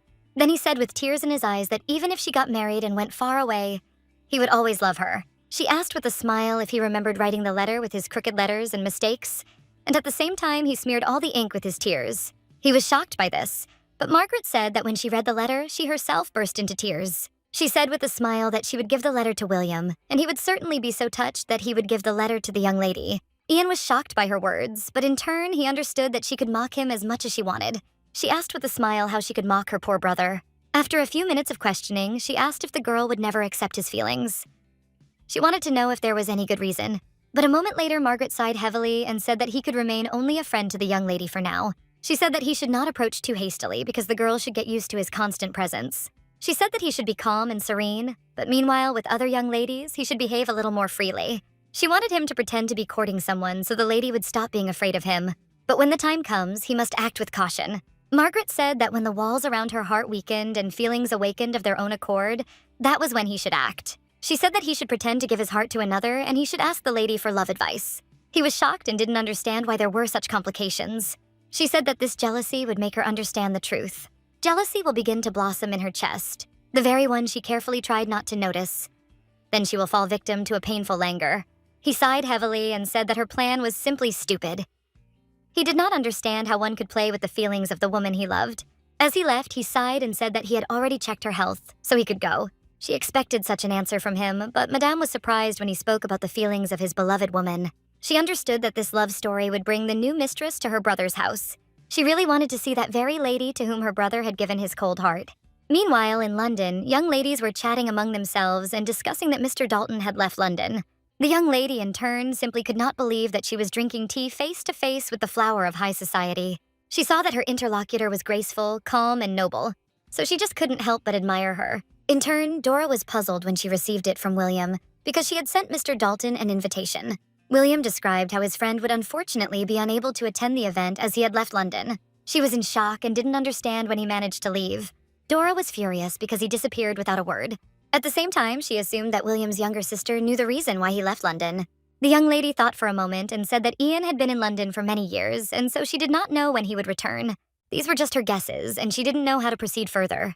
Dora was puzzled, as no one knew when the young man would return to London and there was no news from him. She knew she wasn't close enough to him to send him a letter. Moments later, all her thoughts disappeared as a young man approached them and greeted them. He thanked the young lady with a smile for the invitation.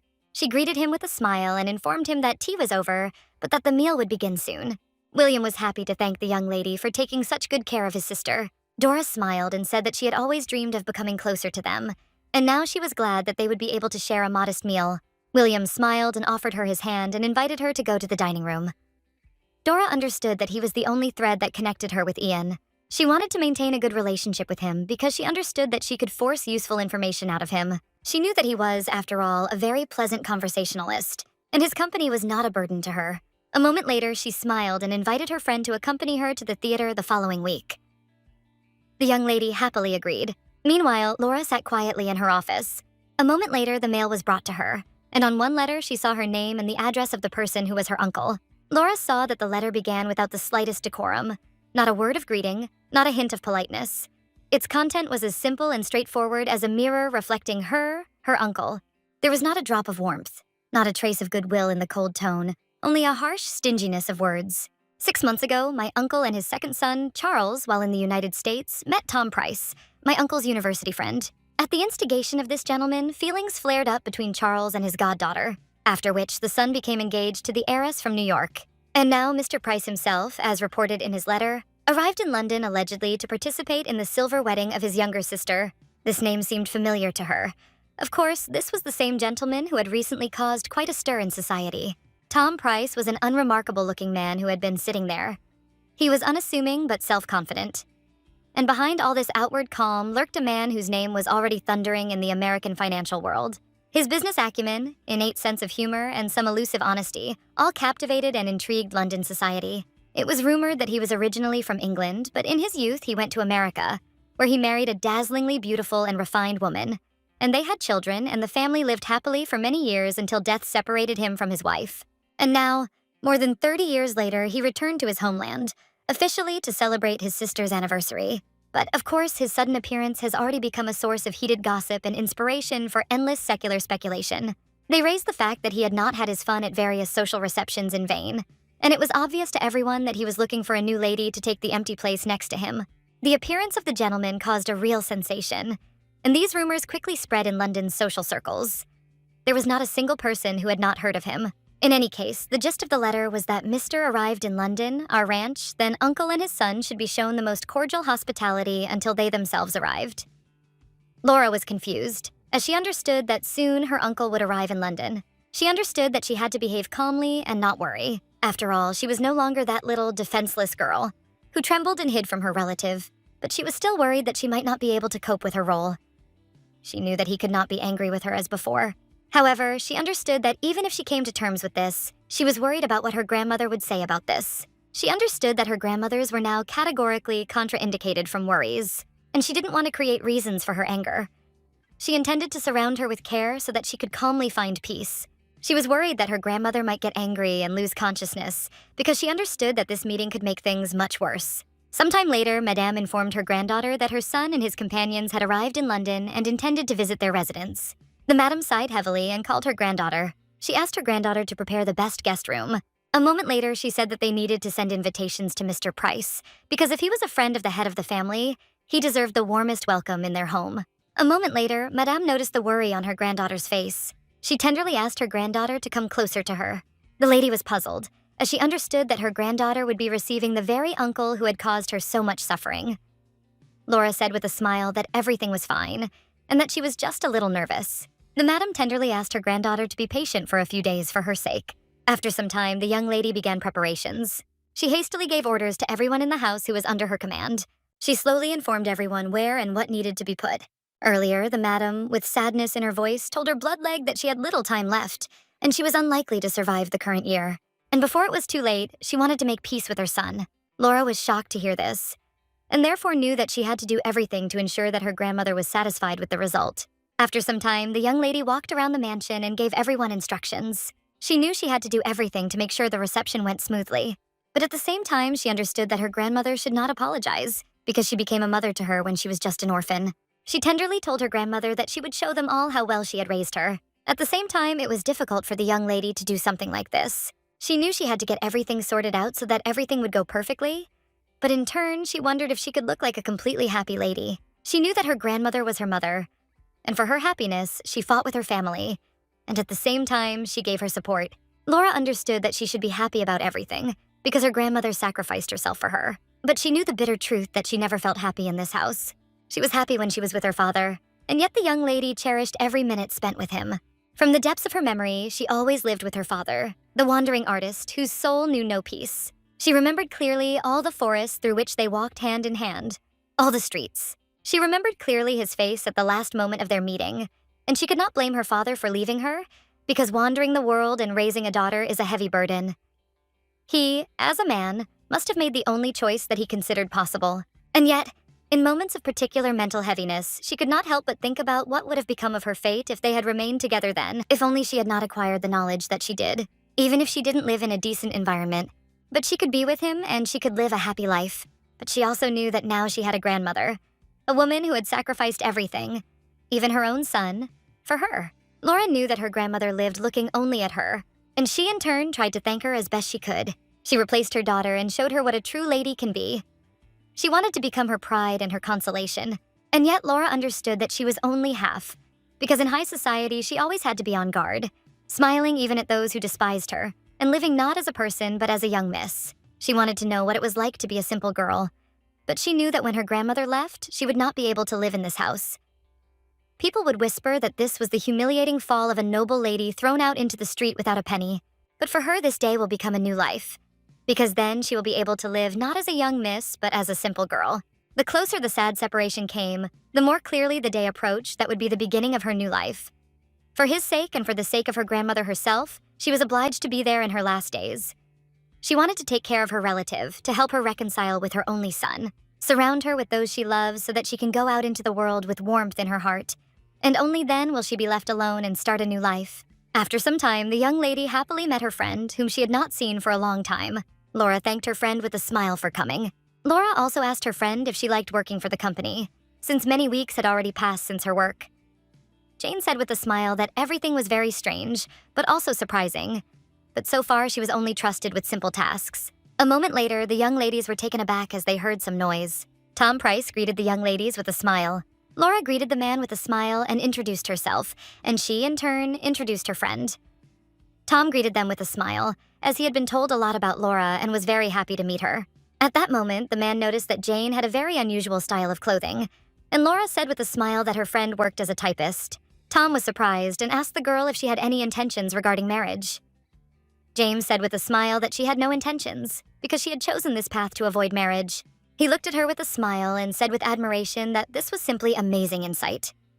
She looked at him in surprise, and at that very moment she said with surprise that he was the first who had spoken so directly. He said with a smile that she must have unraveled the very secret that not a single gentleman had dared to tell a well-bred lady. Jane asked in surprise what secret he was talking about. He said with a smile that a man is nothing more than a burden for a woman and that he cannot be anything else. He said that his late wife was most likely secretly glad that she had finally gotten rid of this yoke. Jane, in turn, noted with a smile that the man was a very funny person. Laura was very glad that her friend was next to her.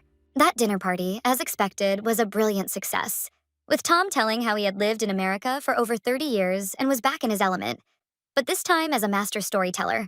Everyone listened especially vividly to his stories about social life in New York, full of ironic observations and subtle wit. His voice sometimes sounded louder than etiquette required, and his chosen topics were sometimes on the edge of decency. Yet, thanks to his relaxed manner, good-natured laughter, and good-natured tone, even the boldest remarks did not cause the slightest discomfort to the guests. So, dinners with his participation were considered the most lively and successful in recent times. After some time, he smiled and praised the young lady for a truly impeccable dinner. He stated that the evening had once again given him great pleasure. He also said that she was outdoing herself every time, and that really impressed him. Laura understood that if the man was satisfied, then her uncle would have no reason to reproach her. She sighed with relief because she was a little afraid that he would be dissatisfied with something, but she saw that he was a very kind person. Sometimes she got tired of the endless series of dinners. But to be honest, in such a troubled time, this bustle distracted her from other thoughts. But much time has passed since then, and at the last dinner in honor of Mr. Price, something unusual happened. That time, the other guests left earlier than usual, and the tired Mrs. was escorted upstairs. Laura played the piano at Mr.'s request, and then they were left alone in the living room. Then Laura felt something strange, and it seemed that something had changed, and as if a wall had suddenly appeared between them. The man looked at his companion with a smile and said that when he entered London society, he heard her name. Laura asked with a smile whether he had heard her name from her uncle.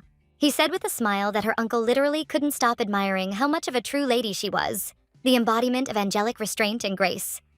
The young lady was shocked that her uncle praised and admired her. She knew he hadn't visited her since she was 10 years old, but she couldn't bring herself to tell the man anything like that. At that very moment, she noticed his intense gaze on her and was taken aback. The maid rushed into the room because she heard the noise and the scream that her mistress let out. She was agitated and did not understand what was happening. At that very moment, the young maid froze in shock when she saw a truly enchanting picture. Anne wanted to know what was going on, so she screamed and asked her mistress if she was okay. Laura calmed her maid down and asked her to leave. The young maid was shocked and understood that her mistress was in an awkward position, but she quietly followed her mistress's words. The man looked at the young lady with embarrassment and asked her not to be afraid and to listen to him to the end. He said that meeting her uncle awakened something in him that had long been forgotten, namely, nostalgia for his homeland, especially later for the women of England, because there is no lady in the world equal to her in nobility, beauty, and dignity. He said that he had come in the hope that among the well-bred noble ladies they would be able to find one who would remind him of his departed wife. And one evening at the table in this house, he met a lady in whom he again found the image of his late wife. He saw beauty, noble manners, intelligence, and a short temper, and he saw all this in the young lady. He said that she reflected in everything the woman he had once lost. Having collected his thoughts, he asked shyly if she would marry him. He wanted her to go to America with him, and then she would start a new life next to him.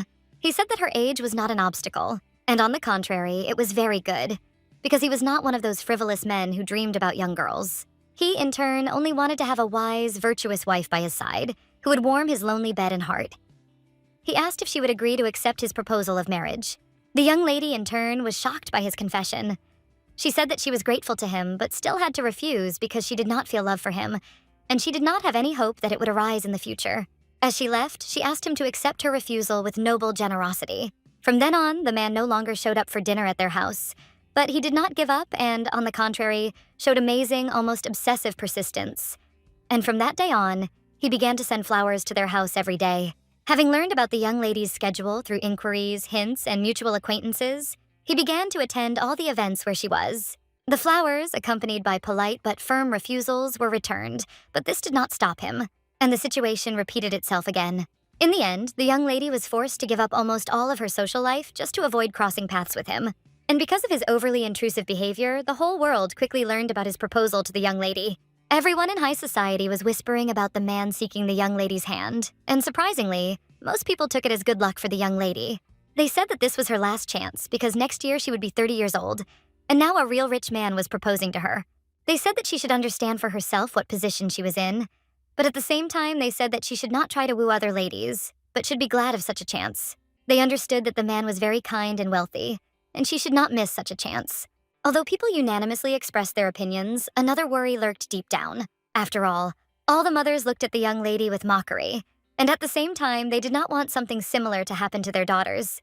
Mothers unanimously told their daughters that if they didn't want to end up like best matchmaker Dana, they had to hurry up and find a husband. Thus, fear began to spread like an infection throughout all the houses with unmarried girls. And thus, without noticing it, the young lady herself became an edifying example, and at the same time, she frightened all the socialite ladies. Meanwhile, the young people were sitting over tea and discussing this very topic. Since the young lady could not imagine that Miss would marry such a man of such age, Dora shared her worries about everything in society, and William was a little puzzled, since he came to the meeting instead of his sister, and heard similar things. Dora was shocked and said that the man continued to pursue her despite her refusals, and this simply frightened her, because she was sure that this was the embodiment of injustice towards Lady Laura. William understood that he was a friend of her uncle, and it was not so easy to refuse him. Dora was shocked and screamed that this was simply outrageous, since he was much older than her. But at the same time, she was glad that the young man understood her and was in solidarity with her. Dora sighed and said that if the young lady had been given a dowry, everything might have turned out differently. She did not understand how he could not show sympathy to his niece and give her money. William sighed heavily as he understood that family matters were difficult to judge, but they still understood that this was too cruel. Because if she had at least a few £1,000s of dowry, she could have married a young man of her own age, although not an aristocrat. William was in complete agreement with her thoughts, but he knew it was all sad because people were judging her based on their prejudices without really knowing her. Dora agreed with him. She understood that she could have had enough of a dowry if it weren't for the problem with her origin. And because of this, people pointed fingers at her. She said that the young lady simply could not choose her parents, but at that very moment she stopped short as the young man called her. He said with a polite smile that they were getting too deeply involved in the other man's affairs. Dora realized that she had made a mistake and immediately agreed with him. She said that she had not meant to say anything bad. He said with a smile that he understood everything and that they should leave this conversation aside. He understood that although young Laura was currently going through difficult times, she was quite capable of coping with the trials on her own. After some time, the young lady returned to her place, but she realized that she needed to be more careful. After all, she understood that the young man could send a letter to his friend, and if he wrote something bad about her, it would be bad for her. After some time, the young man, sitting in his office, realized that it was time for him to send a letter to his friend, because his friend always asked him to write about Lori. He understood that the news now was not the best, but he simply wanted to note in the letter that the Count's friend was now in London. But moments later, the butler brought him a letter from his daughter-in-law. The young man was taken aback and, shouting to his butler, took the letter back as he wanted to rewrite it. At the same time, Margaret asked with a smile how William was doing, but in fact, she was not interested in his affairs and wanted to get straight to the point. She wanted to know how he could keep it a secret that a worthy match had been found for her brother. She wanted to know who young Miss Pendleton was, who took her brother's heart. She wrote with a smile that he should take on the position of head of the London branch of the marriage committee for her sake. William was shocked.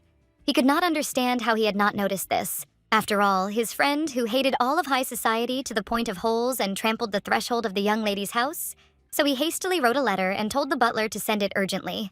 Meanwhile, the young man received a letter from his friend and he read it carefully. Sometime later, the young man returned to London and immediately from the doorway asked the butler if William was there. He also ordered the butler to take his luggage to the guest room.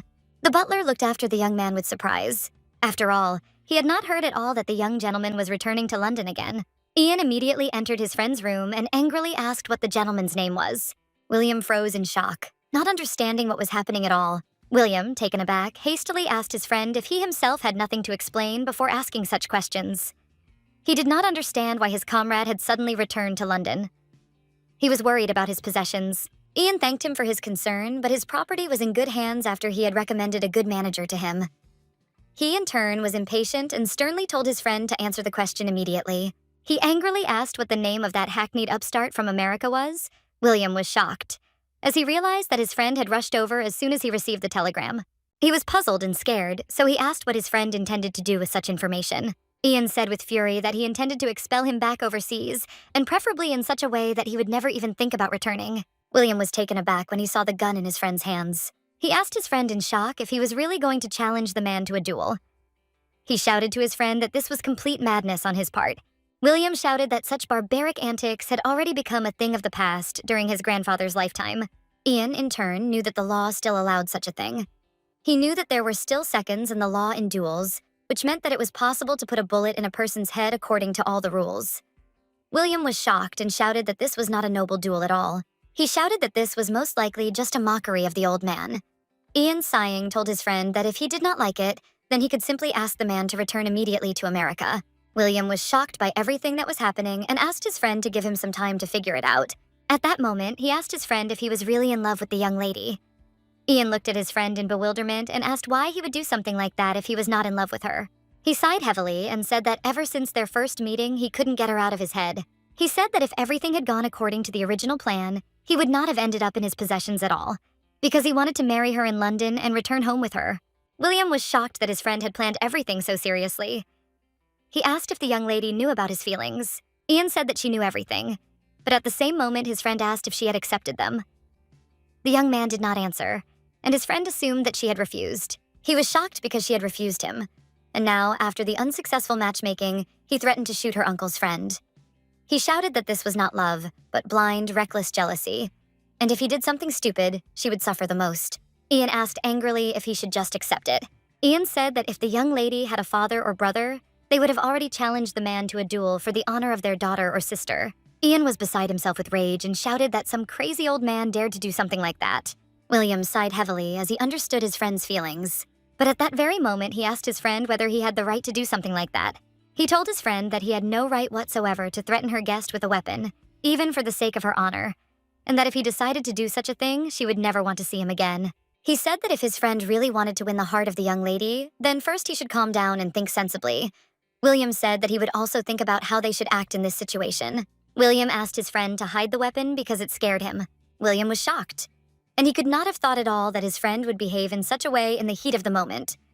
He did not expect that his friend was capable of such irrationality, although he understood that the young people could really make a worthy couple, since his friend was truly a suitable candidate for the groom, and the young lady, without a doubt, would be able to cope with his difficult character and become a faithful and good life companion for him.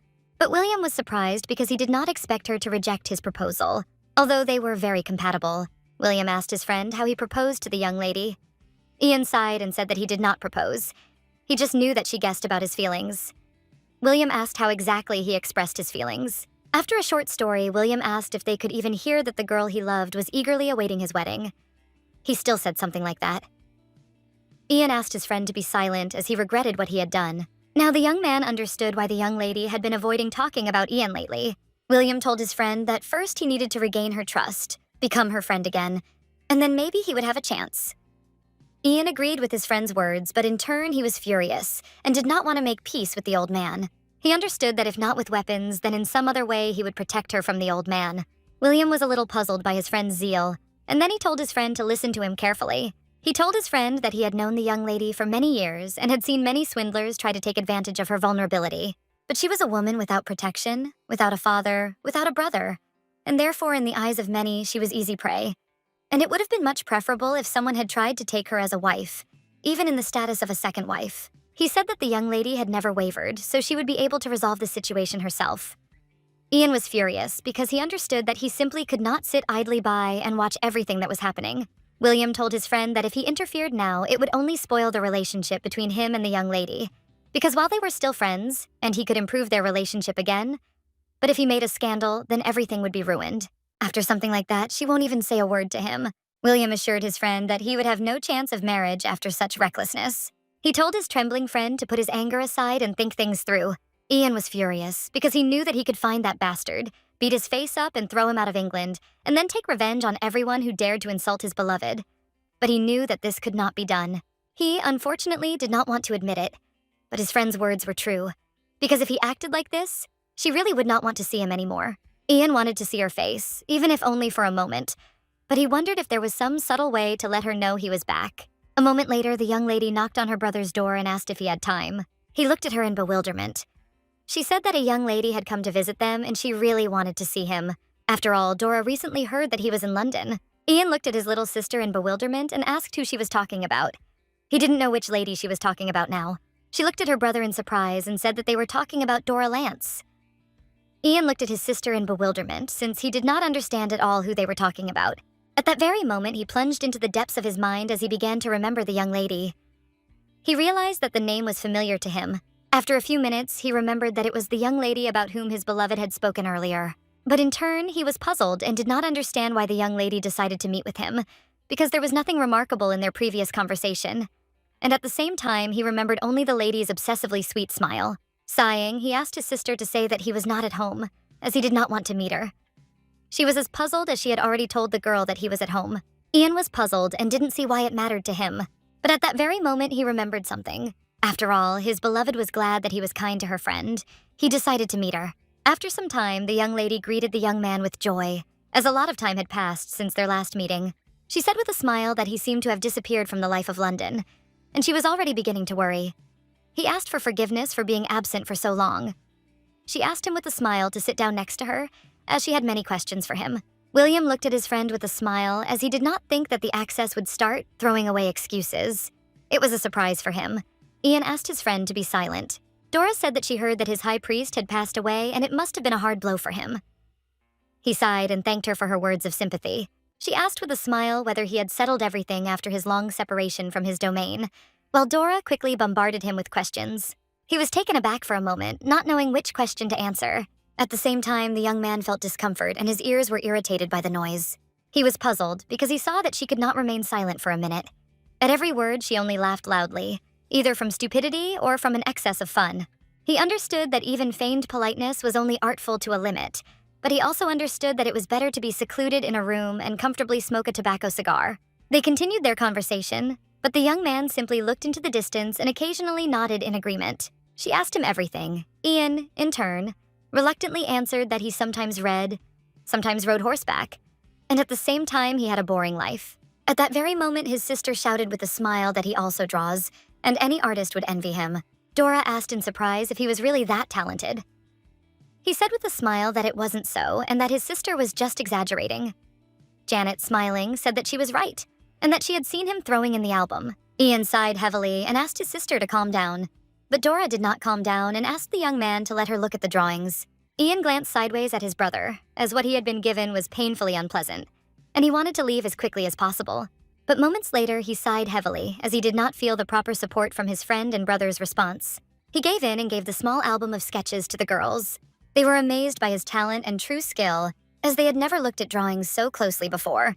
Dora said with a smile that she saw impeccable work, and in every line one could feel subtle observation and refined craftsmanship. He sighed heavily and said that she was too kind.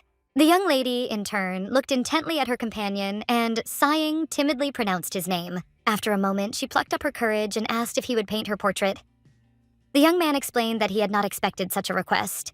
He sighed and said that he would gladly fulfill her request, but he was not a professional portrait painter, and it was unacceptable to depict a young lady alone.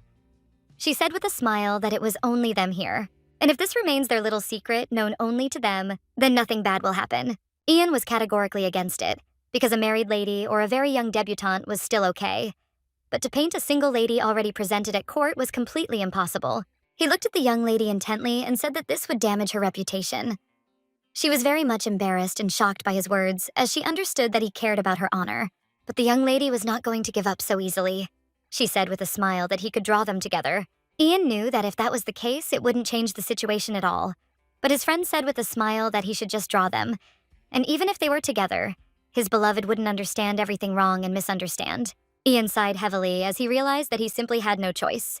He wanted to be patient for a little while, because he knew that the annoying young lady was the only thread that connected him with his beloved. He understood that he would do everything and take advantage of every opportunity to achieve his goal. A moment later, he sighed heavily and asked the butler to bring everything for drawing. Dora said with a smile that when she received the portrait, she would hang it in the most prominent place in their living room, and later every guest would see what a master the young man really was. Ian sighed and looked closely at the young ladies and asked them not to move. After some time, the young lady returned back to her estate. At the same time, she looked at this portrait with joy, because she had never seen such delicate and graceful portraits before. She knew that in a world full of rich gentlemen, only Mr. Dalton possessed not only wealth, but also a truly artistic gift. Moreover, while he was drawing for her, it seemed as if his gaze was taking in every part of her beautiful soul. She was enchanted by his gaze and simply could not tear herself away from him. At this, the young lady rejoiced loudly, as she saw that this was very romantic on his part. The young lady then chose the most expensive frame in the house and hung the portrait in a prominent place in the drawing room. This portrait soon began to instill in Dora a charming, though deceptive feeling as if she were meeting face to face with Mr. Dalton every new day. Meanwhile, the young maid, looking out the window, noticed that the weather was charming, and she could go out for a short walk with her mistress. But a moment later, she noticed something. And so, in a hurry, asking for forgiveness, she shouted to her colleague that she would be leaving for a short while. Her friend was shocked as she rushed past like a whirlwind. She ran out into the street with a smile and greeted the young man, as he had been snooping around his beloved's house since dawn, and said with a smile that it was very romantic of him. Meanwhile, young Laura was looking for her maid in the house, and she was puzzled because she did not understand where she had gone. Ian sighed heavily and asked if Laura was doing well. And Vizdokaya said that there was one annoying problem. But if we talk about health, her mistress was completely healthy. Ian wondered if she was talking about the man who had come to them from America. The young maid asked in surprise if he knew Mr. Price. Ian now knew his name, but he asked the maid if she knew where he lived. She sighed and said that she knew this information, but she could not tell him about it. He asked with bewilderment why she could not do this. She sighed and said that from the expression on his face, it was not hard to guess that as soon as she told him the address, he would grab a pistol and turn the man into a sieve. She sighed and said that she wouldn't mind if someone dealt with him, but she didn't want Ian to do it. He asked, puzzled, why exactly he shouldn't do it, and asked in surprise, was it not obvious? She declared that he was the one who should marry her mistress, and she could not allow her mistress to become the wife of a murderer. The young man froze in surprise for a moment, but at that very moment a smile appeared on his face. He smiled and said that she was a faithful servant and also asked what her name was. She told him her name with a smile, and without wasting a minute, he asked if she wanted to help him and her mistress. Anne said without hesitation that of course she wanted to help them. Ian asked if he had a chance to win young Laura's heart. She sighed and said that so far everything was going promisingly, but she was glad that at least he didn't shoot the man. He asked in surprise if she really thought her young lady would break up with him if he challenged the man to a duel. She sighed and said that she could say without the slightest doubt that Mr. Pendleton would not let this incident go unnoticed. She said that if things happened in this way, her mistress would either die at the hands of her uncle or be banished from England forever. Ian was furious. After her words, he did not hesitate to say that he would protect her from everyone, and if she threw away the despicable old man and came to him, then everything would be resolved. Anne looked at him in surprise and asked if he really thought their young lady was capable of such a thing. He sighed heavily and said that she had nothing to inherit from the family, and if her grandmother passes away, she will wander the world. Anne sighed heavily and said that there was something he didn't know. She said that her mistress had long been preparing to become a governess. The young man was taken aback and dropped his cigar after hearing this. He looked at the maid with horror and bewilderment and asked what she was talking about.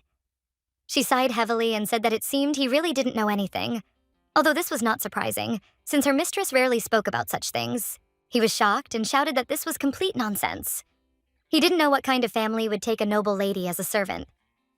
Anne sighed heavily and said that no one usually did that, because such ladies were considered effeminate, incompetent, and capricious. But she knew that with their mistress everything was different, because she knew Greek and Latin, and she was sure that she would be received on good terms without hesitation, because there were almost no governesses who spoke 5 languages. Ian, in turn, acknowledged that this craft suited her, because she was smart, persistent, and proud, and under favorable circumstances she could achieve independence and live with dignity. He was very much shocked and puzzled, because he understood that she could very well have left and gone to a place where he would not be able to find her. He was sad and angry because he realized that she would no longer need him. Ian knew he had to act, the sooner the better. As he left, he asked the maid not to announce his arrival. She said it wasn't difficult, but she wanted to know what he was up to. The young maid looked after him in bewilderment as he did not answer her question. After some time, she returned to the house where her mistress asked where she had been. Anne said with a smile that she was just in the shop around the corner, because she wanted to know if the very candelabra that her mistress was looking for earlier had arrived. Laura asked with bewilderment, "Didn't she see that Harry brought them yesterday?" And she asked her maid to help her with the choice of a tablecloth. But Laura walked slowly and told her maid everything they needed to do. The young maid was glad that her mistress did not notice that an uninvited guest had come to them. At the same time, she always considered that gentleman to be noble, reserved, almost ascetic. But today something else flashed in his gaze. Danger, determination, burning stubbornness. And the most disturbing thing was that this flaming gaze was directed at her mistress. But at the same time, my maid understood that this was exactly what her mistress was missing, because she was being hunted by a man who would not back down from his own. She knew that he would definitely take her mistress to his domain and give her a new name and a new life. She knew that her mistress would become the most noble lady. Meanwhile, as soon as the painting appeared in the living room of the Lenses' house and took its place on the wall, the rumor of Ian's return to London spread throughout the world with astonishing speed. Everyone started whispering that the gentleman had painted a portrait of the young lady and even given it to her as a gift. They wanted to know what had happened between them, but everyone understood that this was a real scandal. However, there was another lady in the portrait, so the rumors died down very quickly on the short journey. Of course, even with this shield, the dreamers continued to believe in romance, and later, at a tea party in the beautiful Lens house, everyone discussed only this topic. The young ladies did not skimp on words and talked about the young man all the time. They discussed the last tea party, where he looked tenderly at their friend and in sociology agreed with her. They guessed that his heart belonged to the young lady and told her that he was head over heels in love with her. At the same time, the young ladies were sure that next time he would take a step towards his beloved. The young lady looked at her friend with a contented smile and embarrassment, and suggested that next time he would propose to her friend. Dora froze in place in shock and surprise. In turn, she was embarrassed by this, and in her heart she really wanted something like this. While at the same time, she understood that his return to London could not have been accidental, and he had some purpose. She assumed that she was the target. The lovely ladies told their friend that if the wedding did take place, she should invite them to be her bridesmaids. They happily said that the wedding must take place, and she must definitely invite them to her husband's estate.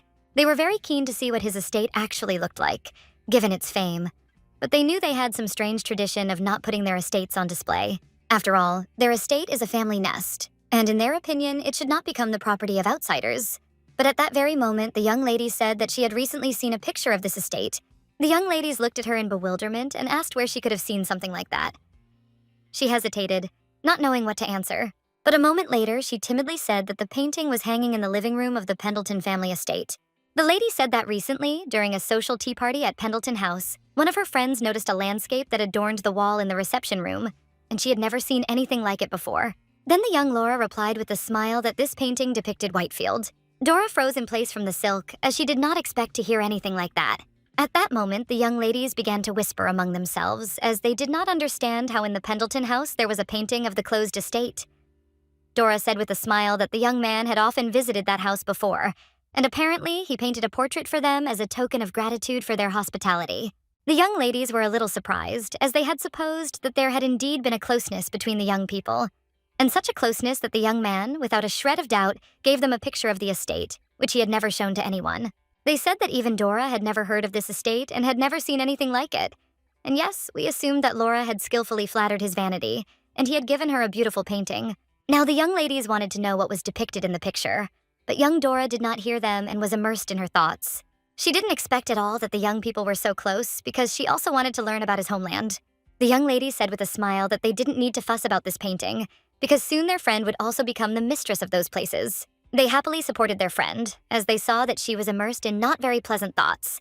In turn, the young lady, unable to distinguish between reality and dreams, continued to succumb to the influence of those around her, and without realizing it, lost her judgment. So, in the leisurely flow of days, the day came when Gerald and his companions arrived at the estate. Laura stood quietly near the house and watched the arriving guests. Moments later, she saw Charles. Laura was a little puzzled and looked at the young man with sadness, because he was a living portrait of her uncle in his youth. But she understood that she had to behave accordingly and not show her emotions. A moment later, she saw a young lady looking at the new house with a smile. Joan was amazed by this sight. Laura noticed that, as befitted the heiress of an American tycoon, she exuded confidence and a dazzling, almost daring charm. But at that very moment, she was taken aback and froze in a daze. Since she clearly saw her uncle, who did not show any emotion, she knew that she should not worry and should remain calm. After all, she was no longer that naive girl from the past, and he was no longer that hot-tempered young heir. She knew that now this house belonged to her, and he was just a guest. Without wasting a minute, she greeted the guests with a smile. According to all the rules of etiquette, she greeted them on behalf of the hostess of the house. Laura, with a gentle smile, informed them that while they were at the estate, she would take care of their comfort. The men in turn looked menacingly at the young lady, but did not answer her. Joan walked up to the young lady and greeted her with a smile, while she extended her hand in greeting. Laura was momentarily taken aback by this, but with a radiant smile told the young lady that she was very glad to meet him. Laura froze and, collecting her thoughts, greeted the young lady in return. But she was surprised that the girl greeted her without even waiting for the introduction. Joanne greeted the young lady with a joyful smile and said that she had been looking forward to this visit, because, according to some, their house was the best in all of London. Laura said with a smile that if the young lady wished to inspect the house, she would be happy to show her everything in person, and after all, she could personally judge whether it was the best or not. Joan looked at the young lady with a satisfied smile. At that very moment, she declared that young Laura was extremely pretty. And at the same time, she asked if Laura would treat her to a cup of tea, since they were already at the estate. She said with a smile that she would also be happy to look around the reception area. Charles was shocked by this. Looking at his companion, he said that she had previously said that she would only stop by briefly to check the location of the house before meeting with Mr. Price. He said that it was time for them to go, because they were already expected. She said with a smile that it was a trifle, and her godfather would not worry if she was a little late. Charles, in turn, was taken aback and began to insist, but the young lady assured him that he did not need to behave like his uncle's servant. He was taken aback and said that it was not only because of him, because he had the right to decide what was best for her. She was shocked and did not understand who had given him such a right. She screamed that she did not remember anything like this happening. Charles said that he did not know how it was in America, but in England, the bride had to follow the will of her future husband because that was the tradition. Joan turned to the young lady and asked if such a tradition really existed. Laura was taken aback, as she did not want to be involved in something like that. But with a smile, she said that this was not entirely true. Joan shouted at her fiancé that there was no such thing, so he should let go of her hand. At that very moment, the man intervened in their conversation and said that today they really should go back, because if she was tired from the first minutes, he would not be able to look his friend in the eyes. She sighed heavily and said that since the mister insists, she will obey his words. Laura looked closely at everyone present, because even after such a humiliating reprimand in public, they both fussed helplessly. And now she was curious about the hierarchy that was being built before her eyes. Joan said goodbye to her new friend with a smile and said that they would return in the evening together with her godmother for dinner. Laura stared after them but said nothing.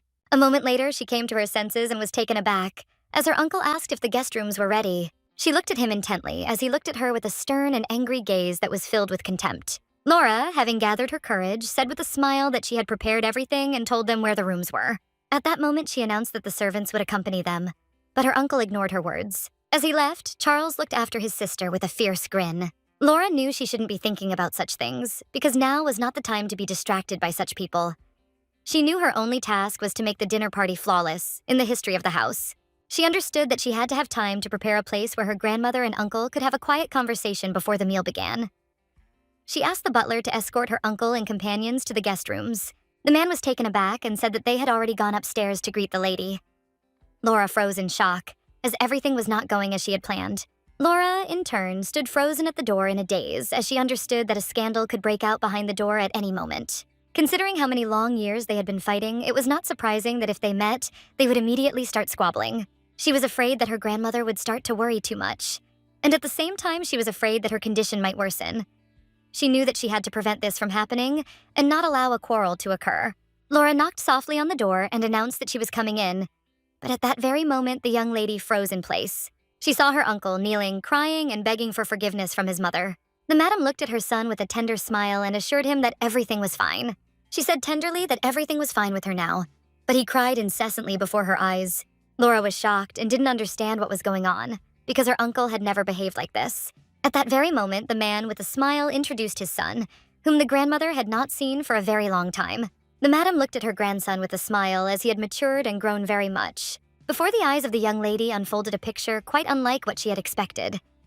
She did not see even a shadow of the scene she was touching upon, and at the same time she understood that she should have rejoiced at such a beautiful reconciliation. But alas, for one who has never in her life imagined anything other than restrained coldness or feigned politeness. This scene of family warmth and reconciliation seemed nothing more than a strange and unnatural melodramatic performance. The madam looked at her granddaughter with a smile and asked her not to stand at the door and to come closer to them. The madam, looking at her son, declared that he had not greeted his niece, since she had been caring for her with devotion all this time. The man sighed heavily and said that it was so. He looked at his niece with a gentle smile and said that she did well. Looking at the whole picture, one could say that there had never been such quarrels and strife between them. This demonstration of an exemplary family idol made a strange impression. Laura told her family with a smile that she did what she had to. Whether it was a carefully staged scene or a genuine reconciliation, it didn't matter. After all, the only thing she wanted with all her heart was for her grandmother to remain calm. That same evening, a truly impeccable family dinner took place in the house. The focus was on the touching meeting of mother and son. The future married couple, as well as the groom's godfather, add even more coziness and warmth to the atmosphere. The main topic at the table, of course, was the newlyweds. Charles Prostanovno told how, after graduating from a prestigious university and working in a law firm, he unexpectedly chose the path of a priest. His exhaustive explanation of both the poverty and trials that were to befall them, and the power of faith and love that would help them overcome them, drew approving nods. However, the young lady remembered his cheeky manners before dinner and felt conflicted, but then she drove all thoughts away. After all, she really hoped that the guest's visit would pass without incident. After some time, she spoke about her maid, saying that the groceries would be brought in the morning, so she should inform the master. A moment later, the lady, who knew her, heard a familiar voice behind her. The man, smiling and asking for forgiveness, called the young lady. Laura was surprised that the gentleman never left. He timidly apologized for frightening her, but said that he had forgotten his gloves. The maid was furious, as she understood that he had left them on purpose, and she was beside herself with anger, as she understood that this scene could not be avoided, while Laura was more lenient towards him. The man looked intently at his companion and with a smile declared that he had a small request for the horses. Laura looked at him in surprise, as she did not understand what he was talking about. He asked her with a smile to take care of his goddaughter, and at the same time he asked the young lady to open the way for her into London high society. He said she had reigned supreme in American salons in recent years and was now aiming to conquer London. But unfortunately, she lacked the grace of English manners, and he knew that such an impeccable lady as Laura would be able to show her an example of a true English noble lady, and at the same time this would be a great support for her. Laura agreed with him and informed him that the young lady was her brother's bride, and therefore she would do her best and he should not worry. The man looked at her with a satisfied smile and thanked her for this. But at that very moment, he said that he had something for her. Laura was taken aback and screamed, asking him to stop. She screamed that she had told him to stop and that he must obey, while the maids looked on in fury at the unfolding scene. Laura was shocked and screamed that no matter how many times he offered her his hand, her answer remained the same. The man was taken aback and froze in place. He quickly changed his expression and said that it was still difficult to grasp the true meaning behind the mask of social politeness. He wanted her to at least give him a hint as to where his inadequacy lay. She looked at him in bewilderment, as she did not understand why he had changed his speech so quickly. Laura had never given him any reason for such hopes, and he behaved as if she had coquettishly lured him into her nets and was now rejecting him. Laura, having gathered her courage once again, said that her decision was immutable. He sighed and said that for today he was saying goodbye to her, but she should know that he was still waiting for her consent. As he left, he said that just one word from her and he would be hers forever, while the young lady froze in a daze as she did not expect such a thing. After some time, she returned back to her room. Because of everything that happened, she had a severe headache, and she hoped that she would reach her room without any problems. A moment later, she was taken aback and stopped as she heard her uncle's voice saying that she had been impeccable as a hostess. The young lady, in turn, froze in surprise and looked intently at her uncle. The man looked at her intently and called out to her, naming their last name. She froze, looking at him, but was unable to answer. He said with a grin that for many years she had played the role of hostess next to his mother, managing all the affairs in this house. The man couldn't resist asking why she hadn't married yet. Laura sighed and said that she had simply been unlucky in many ways. At that very moment, his face changed, and he said with a grin that a suitable groom had finally appeared. She sighed and said that it was not so, and she did not allow herself such daring thoughts. As he left, he said that whatever plans she made, she should forget about any hope of getting anything from his mother or staying in this house. He told her in a rude manner that it was time for her to find another way to feed herself. Laura stood frozen on the steps of the stairs, unable to say anything to him, and yet she knew there was truth in his words. She was furious because she knew he hadn't changed a bit, and in his eyes she was still the same, an unpleasant parasite, a pathetic mouse worthy only of contempt. But in turn, she knew that she should not show negative emotions around her grandmother and should hide all her thoughts deep inside her soul. Laura knew perfectly well that when the day came, she would renounce her family name and with joy and pride gain the new freedom of which he was so immensely proud. The next day, an unexpected guest showed up at her doorstep. Joan looked around with a joyful smile, as she did not expect to see such beauty. Laura looked at the young lady with a smile and thanked her for the wonderful compliments about the beautiful house. She was a little puzzled, as the girl had come to her without an invitation, but she knew that the young lady had come only because she wanted to look at the house. Laura realized that this was very much like the young carefree lady. The reason why Joanne Tuck was so interested in this mansion was simple. It was located in the most prestigious area of London. And in addition to money, it required an impeccable pedigree, connections, and social status. For such a purebred American as the young lady, it was simply impossible to get into this place alone. Joanne smiled and asked how many rooms there were in the house and how long all the furniture had been there. Laura was a little puzzled and didn't know what question to answer. Laura answered all of her companion's questions honestly and in detail, even though she knew that her companion would soon be the one moving into the house. She was aware of the fact that as soon as her grandmother passed away, she would simply be thrown out into the street.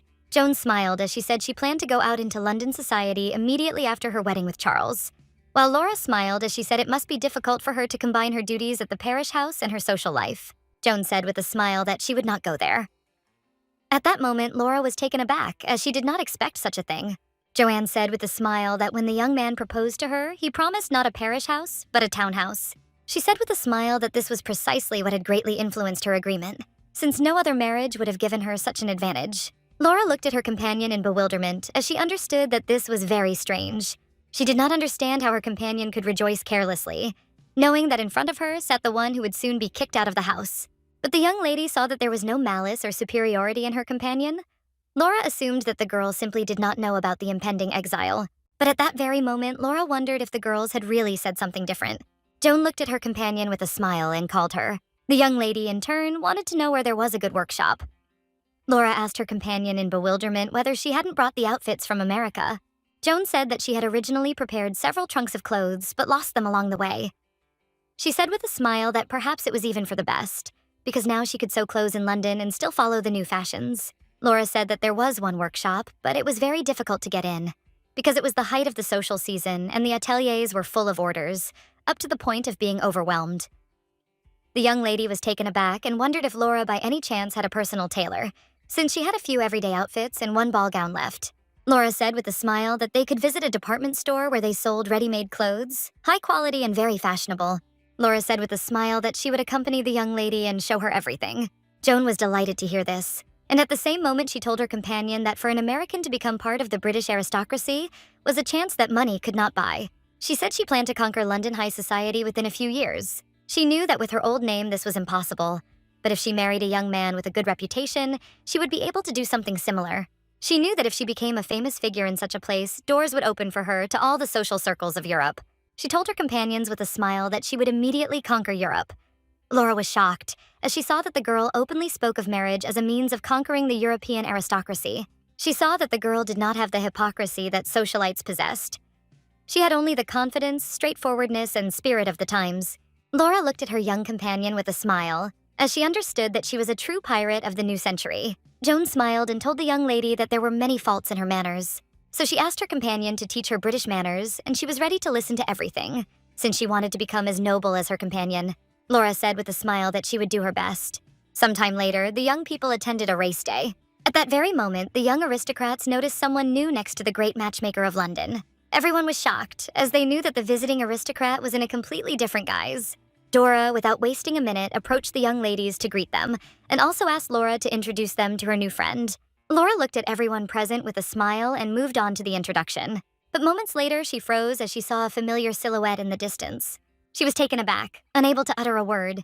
A few moments later, she clearly saw Ian in front of her, who also kept his gaze fixed on her. For a while, the young people looked at each other intently as if no one else existed around them. Laura was shocked, as she did not expect to see the young man at this event, because she knew that he had gone to his estate. She was puzzled and did not understand how he ended up in such a place. Joan looked at her friend in surprise and asked if she was okay, as she had dropped her umbrella. Laura was taken aback as she had not noticed anything like that at all. At that moment, she collected her thoughts and joked with a smile that she was completely absent-minded. She quickly decided to introduce her friend. She, smiling, said that this was her cousin's bride, and she also mentioned her name. The young ladies happily greeted their new acquaintance and also invited her to the event. They chatted pleasantly with each other for some time. Laura noticed with a smile on her face that there was a good atmosphere between them. She was glad that her student had actually mastered social manners in such a short period of time. Laura immediately felt that the young lady was used to shining in salons and at similar events. Laura was very happy, because the gracious lady had acquired the title of an influential figure in London society. She understood that now the doors of high society were open to her, and the ball would be her official debut. But at that very moment, the young lady again turned her gaze into the distance. She knew she couldn't be mistaken, and it was Mr. Dalton in front of her. She didn't understand how this could have happened, because he should have been in his own domain. She didn't understand what brought him to such a place. Dora said with a smile that she needed to step out for a few minutes, and at the same moment she called Mr. Dalton. Dora approached the young man and began to talk to him. Joanne excitedly asked if this was the young lady's cavalier, but her friend said that this was not the case and that he was just a mutual friend. She smiled and said that for now he was just a friend. Laura, without wasting a minute, asked how long the young man had been in London. The young lady thought for a moment and said that he had returned several weeks ago. She also said that Laura must have heard some rumors, because recently a young man had painted a picture, which was now hanging in Dora's living room, and the young man had depicted a young lady with her sister in it. And the day she received the painting was the very day he had just arrived in London. Laura was very surprised by what she heard, but at the same moment she realized that the atmosphere between them was different. She understood that the atmosphere was no longer the same as before. Now she couldn't say that there was a feeling of love between them, but there was some kind of definite closeness. The young lady, in turn, was upset and saddened by what she heard. But at that very moment, she put all her thoughts aside as the young man greeted her with a smile. He looked at her intently and noticed that they had not seen each other for a long time. Laura met his gaze with a gentle and warm smile, and she confirmed his words. At that very moment, she introduced her future cousin with a smile. Slowly, she began to introduce the young man to her cousin, but he was a little upset by such a cold attitude on her part. The young lady greeted the young man with a smile. A moment later, someone called the young man, and he, asking for forgiveness, went off to have an important conversation. Laura watched him closely.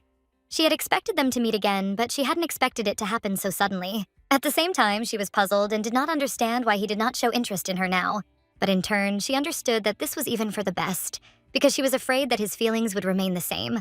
Laura wondered for a moment if she had simply misinterpreted his attitude towards her back then. After all, in essence, he did not express himself directly that day. And after his visit to the estate, things were completely unsuccessful. She wondered if he had come to her only in an attempt to dispel her delusion. The young lady looked at her companion in surprise and asked if she was feeling well, as she was pale. Laura said with a smile that she was fine. At that very moment, she said that she would step away for a few minutes. But she turned around and noticed that her friend was talking very animatedly with a young man. She stood up slowly and said that she would get herself some water. Joanne asked with a smile if she should go with Laura. But Laura assured her that she was fine and could handle it herself. At the same time, the young man closely watched all her movements, without looking away. Laura understood that she needed to return to the table as soon as possible. But the feeling of constriction in Grudinen did not go away. She knew she had to calm down because the day he left London, she had made the right decision. She had acknowledged her feelings and promised herself to let him go forever. Laura realized that she was only confused by the fact that she saw him again.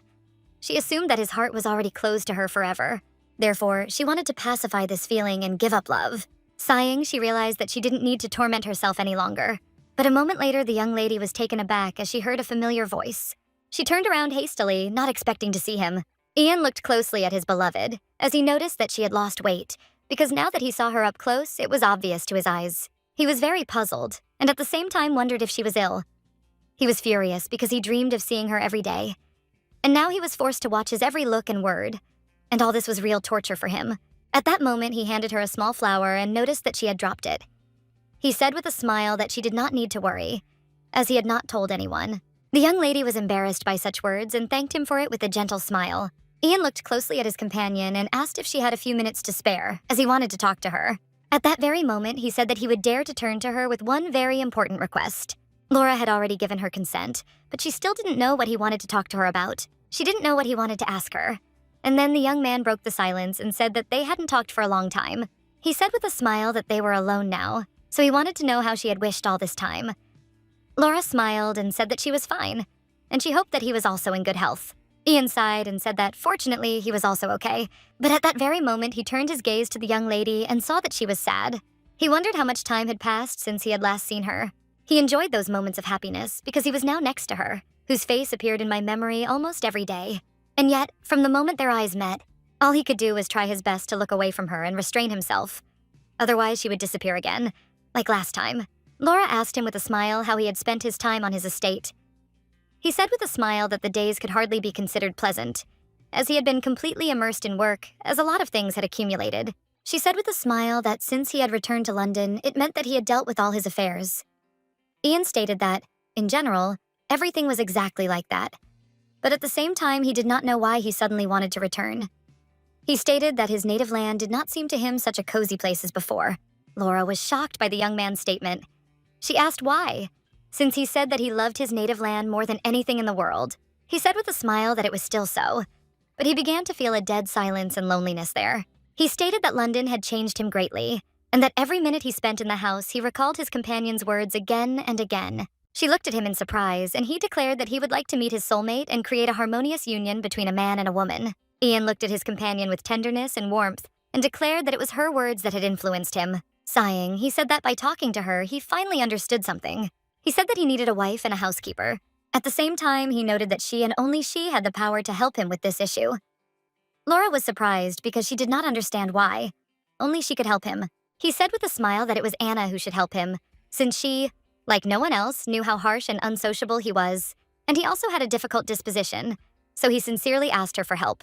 He wanted her to teach him how to be attractive to women so that he could get married by the end of the year. Laura froze and wondered if he was pretending now. She also wondered if all this time she had been the only one attributing to him feelings that did not exist. She understood that if everything was really as it was, then she had to answer him with dignity. Laura said with a smile, looking at her companion, that she was very glad that he had changed his mind about marriage, but for her part, she would do everything possible to help him. He thanked her with a smile for her help. She smiled and said that there was no need to thank her, as she was glad that she would be able to keep the promise she had given to William.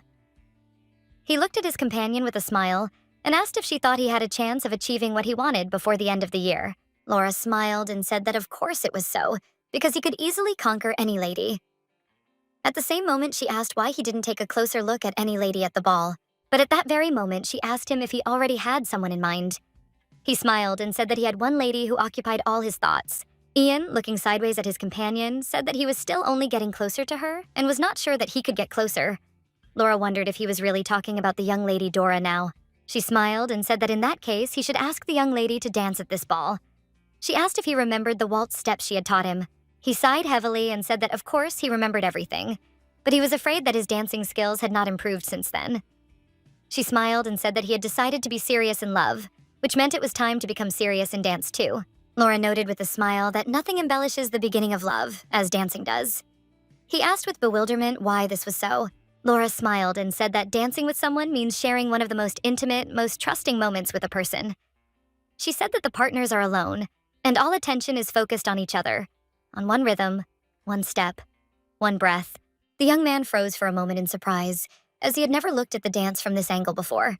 Laura looked at him with a smile and said that it was very similar to marriage itself. He froze for a moment and at the same moment said that she should teach him another dance. Looking at his companion, he noticed that if she was the teacher, he wouldn't get bored with all this. Laura froze after his words. Laura knew that this was simply a sign of friendship on his part, and therefore she understood that she should not imagine anything unnecessary. At that very moment, she let him go with a smile and declared that the first dance on her list was his. She looked at him with a smile and said that he was her best friend. Ian smiled and said that she was also his dearest friend. At that very moment, he tenderly kissed her hand goodbye. A moment later, the young lady watched the young men closely, and at the same time, she noticed that they looked good together. She knew that soon he would begin a new life, the one he had always dreamed of, with the woman who was truly right for him. She knew that in front of her were the people she had met, and that they would create the most real and happy ending. After some time, the young lady returned home and found her grandmother sleeping quietly. But at the same time, she felt and saw that her grandmother had difficulty sleeping. After all, her breathing quickened each time. Laura was a little puzzled, as her uncle was with her grandmother all the time, and so she did not see her alone. A moment later, Madame opened her eyes and called her granddaughter with a smile. Without wasting a minute, Madame happily asked her granddaughter how her day was. Laura told her grandmother everything that had happened with a joyful smile. But a moment later, Madame's expression changed, and she called her granddaughter and also asked if she was having a hard time now. Laura told her grandmother with a smile that she was fine. It wasn't hard for her at all. Madame sighed, because she knew that her granddaughter had always been like this, and even when pain tormented her, she would not give herself away with words or a look. Madame sighed and said that she hid everything, and no one could even know her thoughts and what surrounded her. She sighed heavily and said that this was exactly what she wanted no one to know. The madam looked at her granddaughter with a tender smile and asked her to be patient for a little while longer, because she felt that the end was already near. Laura was taken aback by her words, since she didn't want anything like that at all. Laura said about her grandmother that she is only holding on for her, so that she can be happy for the rest of her days. Laura, bursting into bitter tears, asked her grandmother not to talk about the end, just to console her, because she, like no one else, understood what such words meant. The madam sighed heavily and began to feel sorry for her granddaughter. She said that she remembers the day when she separated from her father, because then she cried inconsolably, and she could not stop crying for a long time. The madam sighed and said that now her granddaughter had become a girl, and she should no longer allow herself to shed tears. She sighed and asked her granddaughter to be patient a little longer. Madame intended to repay her for all the years of suffering. After some time, the young lady left her grandmother's room and was left alone with her thoughts. She was puzzled and at the same time did not know what her grandmother was already planning at the end of her long years. Moments later, the young lady was taken aback as she heard her uncle's voice asking if she had seen his mother again and was now returning. Laura sighed heavily and said that everything was exactly like that. He stated that he heard that she went with his daughter-in-law on a picnic. He asked if she had allowed herself to be impolite to her. Laura sighed heavily and told her uncle that there was nothing he should worry about. He asked in the same cold manner whether his daughter-in-law was satisfied. Laura said that everything went as well as possible, and the young lady met other ladies, and she also informed him that his daughter-in-law was even invited to several salons. He looked menacingly at his niece and said that he understood. At that very moment, the man announced that not long ago, Tom Price proposed to her. She sighed heavily and said that it was so. But he asked in a cold manner why she refused him. Laura said that it was all because she did not want to be his wife, because she did not have any feelings for him. Mr. Pendleton looked menacingly at his niece and declared that she had inherited from her mother not only her looks, but also her vanity. He said that in her position as an illegitimate child without a dowry, she could not so easily reject offers. She sighed heavily and said that he himself knew everything perfectly well, because every league has the right to refuse and be respected in its decision. Mr. Pendleton said angrily that it was not for her to remind him of his duty as a gentleman. However, as he left, he said that he would give her a little advice. He stated that pushing away suitors in order to raise her value was not the right thing to do in her position. He said that she should consider it an honor that a man had paid attention to her. So he told her that she could help him a little and still accept his offer with pride. A moment later, the young lady was left alone with her thoughts. She was furious and wondered if her words were always taken as just a petty trick, as if she wanted to increase her value. She wondered if everyone had this opinion because she had missed her best years for marriage and did not have a fortune. She understood that no matter what others said, her will could not be broken. Laura understood that she would not enter into a marriage unworthy of her, and even less so, sell herself to any man for money. After some time, the young lady met her future cousin and saw her exhausted appearance. Laura was taken aback because she didn't expect to see something like that, and so she asked her friend what happened, because she looked very tired. Joan sighed heavily and asked how she could avoid being tiresome. After all, tomorrow what awaited her was not a triumph at the ball, but the miserable fate of becoming the laughingstock of the whole world. She was puzzled. She didn't know what to do. Laura knew that the day before her friend was deeply depressed. The trouble had begun the day before, when she lived and chose an outfit for the ball. The clothes she had brought from America invited Laura to the mansion. Then she screamed with tears in her eyes and asked what she should do, because her outfits were like theatrical costumes. She was confident that these outfits would make an impression in London, and while she chose understated styles, none of the outfits were suitable for a social event. She was puzzled and realized that she should have bought several outfits at the department store, but finding a studio that would undertake the work in such a short time turned out to be impossible, and the young lady found herself in a very difficult situation. A moment later, Madame greeted Laura with a smile. Joan greeted her godfather's sister with a smile and introduced her to her friend. Madame looked at the young lady with a smile and greeted her. Nicely looked at the young lady with joy, for she was glad that a young lady of noble birth had condescended to such a humble house. She said with a smile that if the young lady had informed in advance of her arrival, she would have given the most magnificent reception. She said with a smile that there was no need for that and she was already glad to meet them. Joan sighed heavily and asked Aunt to leave her friend, as they were saddened by her outfit.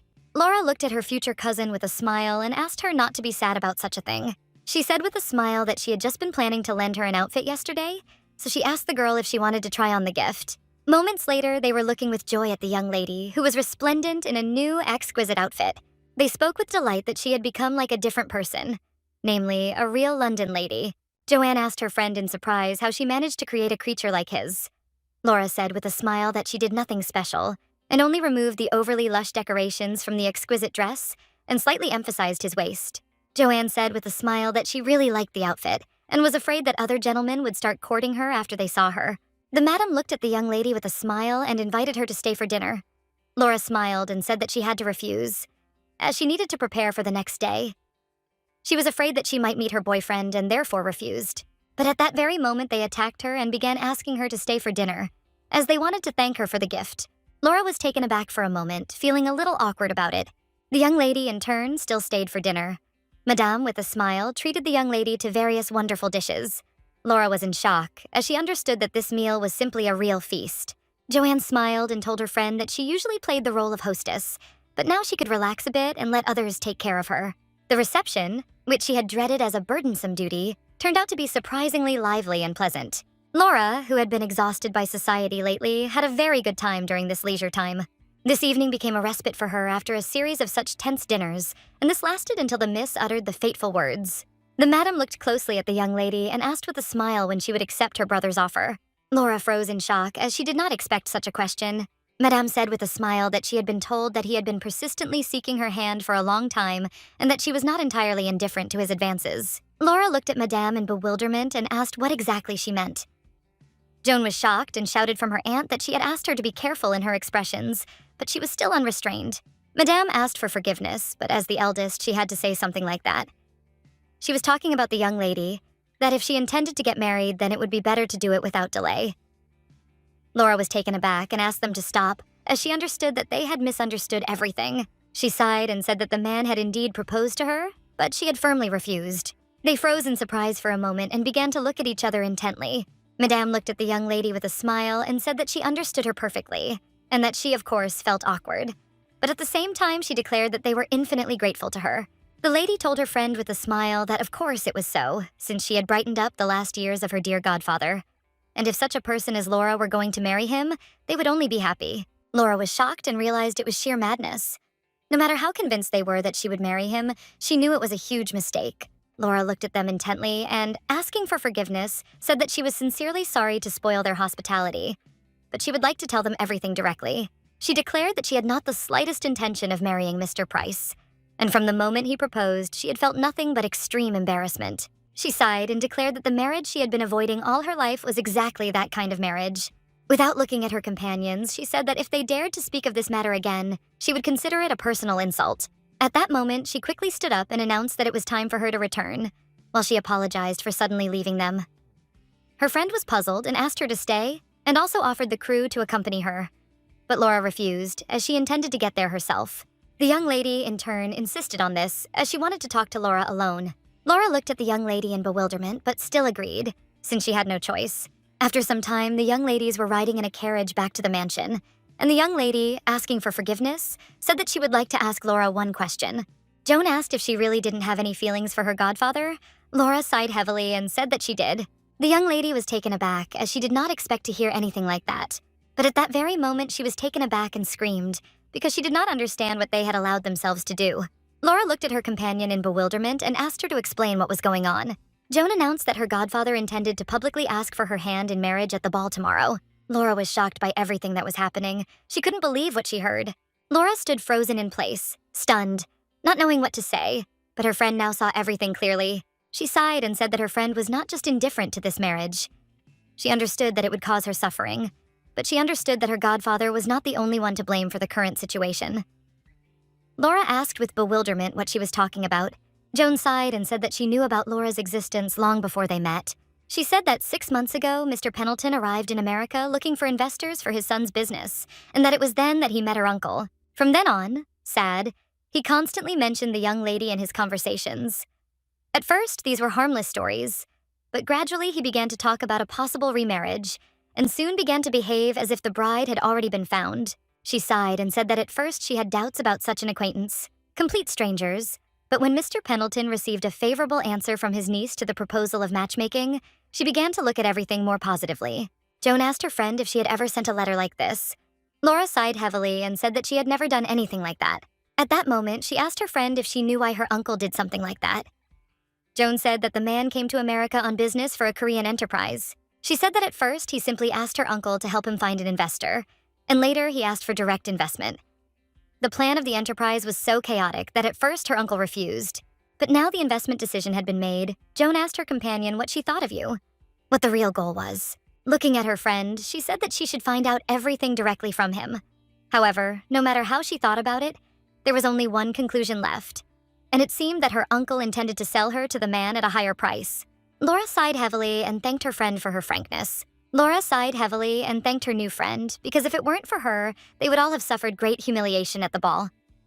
Joan gasped and said that they still had work to do, and she would spend the night trying to dissuade her godfather. However, she sincerely asked the young lady to appear at the ball, because it would be good if her godfather had a chance to apologize to her. Now everything became clear to the young lady. Now she understood why the man behaved in this way. Laura was puzzled, because behind everything that was happening was none other than her uncle. She immediately went to him because she wanted to sort everything out. The man looked casually at his niece and asked if she hadn't been taught to knock. Laura apologized for her tactlessness, but she had come to discuss a very important matter. He said it didn't matter because he wanted to talk to her. He said that if her case was tolerable, he would start first. Without hesitation, he looked at her menacingly and said that his trembling friend would be present at the ball. He looked at her menacingly and said that they had to go to the event and she would accept his proposal of marriage. Laura looked hard at her uncle and declared that she had already given him her final answer to such a proposal. She said that if he had promised her master, that decision did not take into account her will, and she still retained the right to refuse his offer. He glared at her and asked if she had heard about this from Joan, and he angrily said that the problem was that she was too spoiled by her attractiveness. He said that she was arrogant, like her mother. He stated that she should know her place in the century. She should fall at his feet in gratitude. At the same time, he stated that he believed that she had finally realized her senseless situation and would gladly accept this offer. But instead, he saw only a vain girl who didn't believe anything about the harsh reality. Laura said that she doesn't judge herself by her appearance or any other criteria. She looked at her uncle intently and declared that she had never forgotten her lot and had never had a right to more. He did not understand why she then refused the man's proposal of marriage.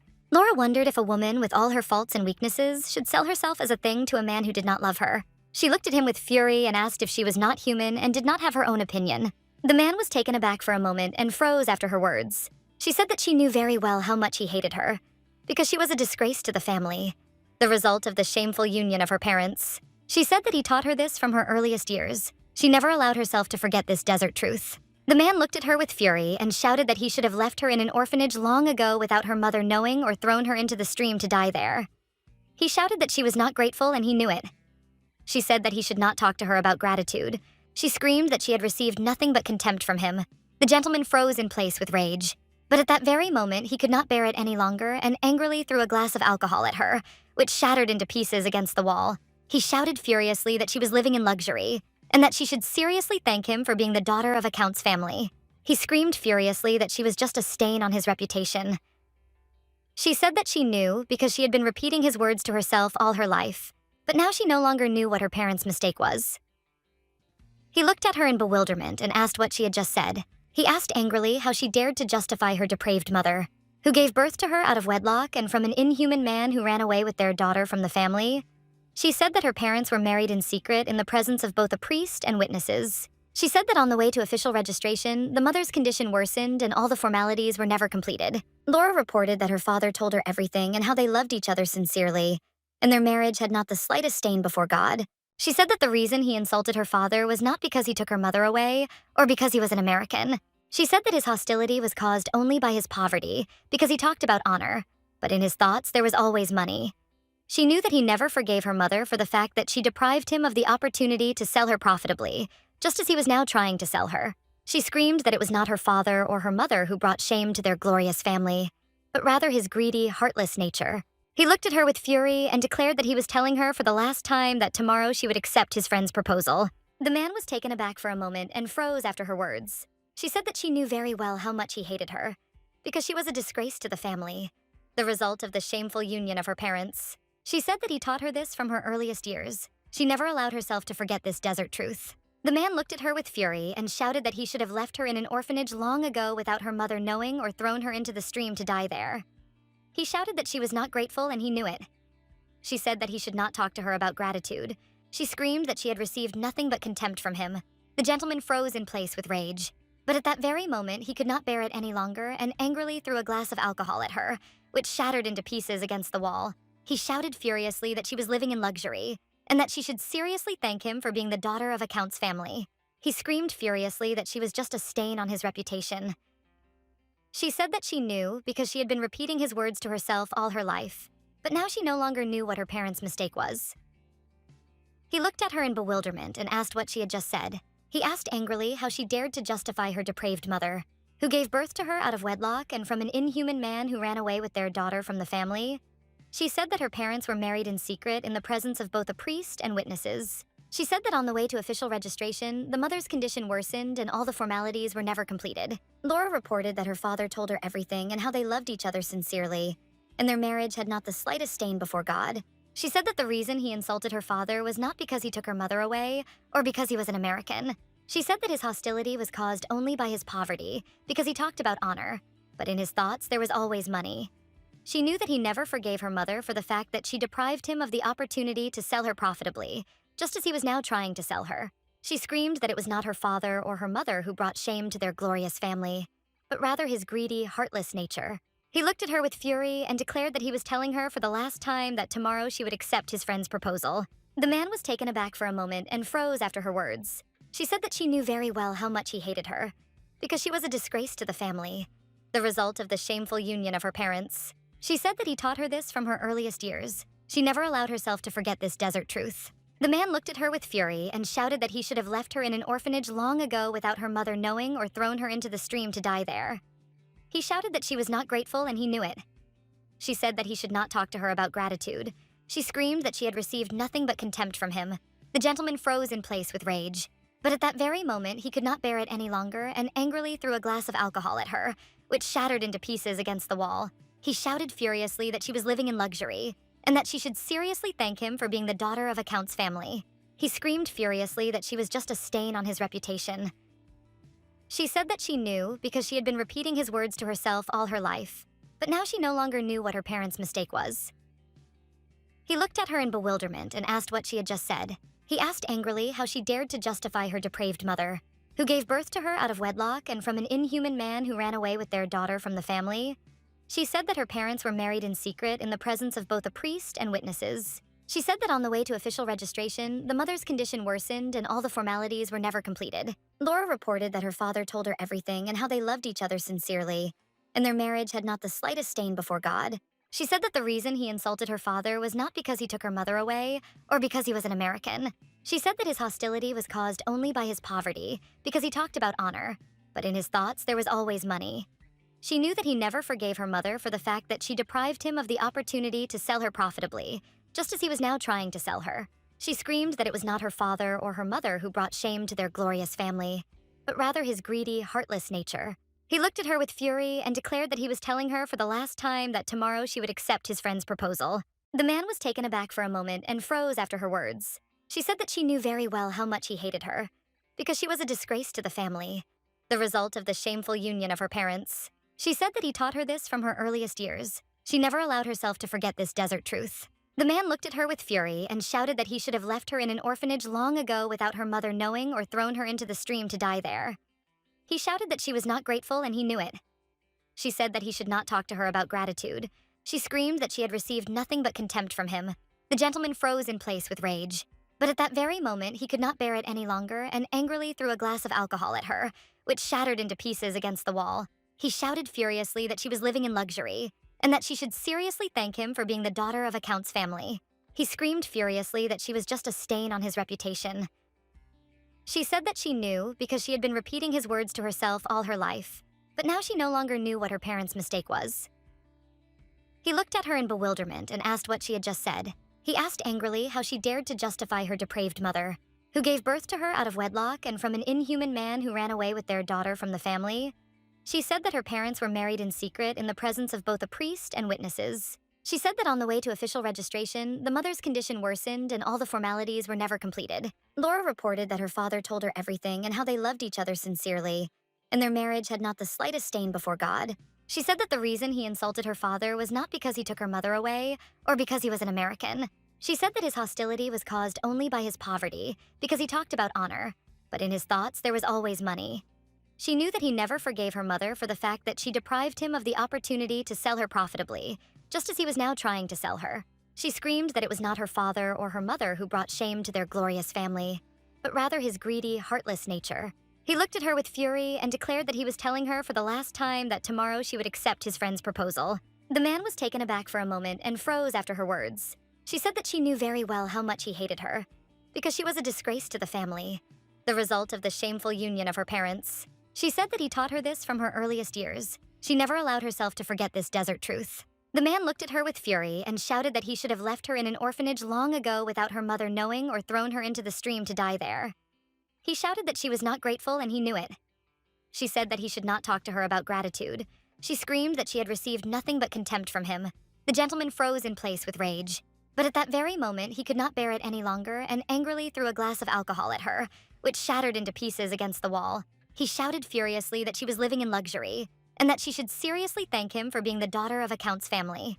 He screamed furiously that she was just a stain on his reputation. She said that she knew because she had been repeating his words to herself all her life, but now she no longer knew what her parents' mistake was. He looked at her in bewilderment and asked what she had just said. He asked angrily how she dared to justify her depraved mother, who gave birth to her out of wedlock and from an inhuman man who ran away with their daughter from the family. She said that her parents were married in secret in the presence of both a priest and witnesses. She said that on the way to official registration, the mother's condition worsened and all the formalities were never completed. Laura reported that her father told her everything and how they loved each other sincerely, and their marriage had not the slightest stain before God.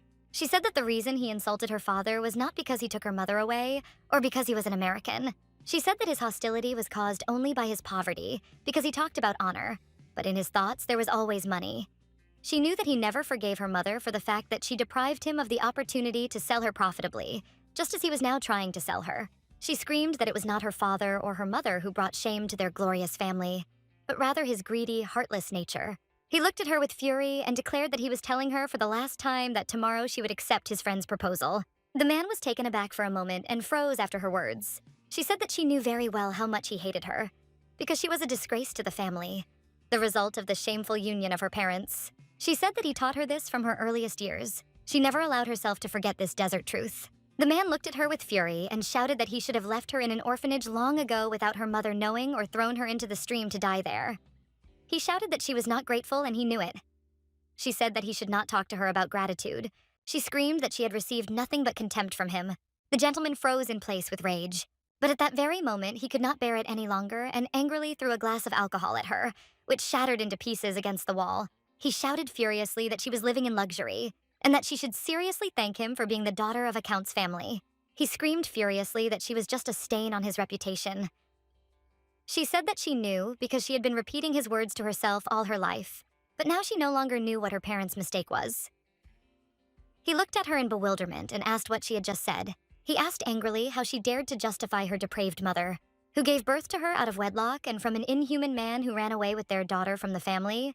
She said that her parents were married in secret in the presence of both a priest and witnesses. She said that on the way to official registration, the mother's condition worsened and all the formalities were never completed. Laura reported that her father told her everything and how they loved each other sincerely, and their marriage had not the slightest stain before God. She said that the reason he insulted her father was not because he took her mother away or because he was an American. She said that his hostility was caused only by his poverty because he talked about honor, but in his thoughts there was always money. She knew that he never forgave her mother for the fact that she deprived him of the opportunity to sell her profitably, just as he was now trying to sell her. She screamed that it was not her father or her mother who brought shame to their glorious family, but rather his greedy, heartless nature. He looked at her with fury and declared that he was telling her for the last time that tomorrow she would accept his friend's proposal.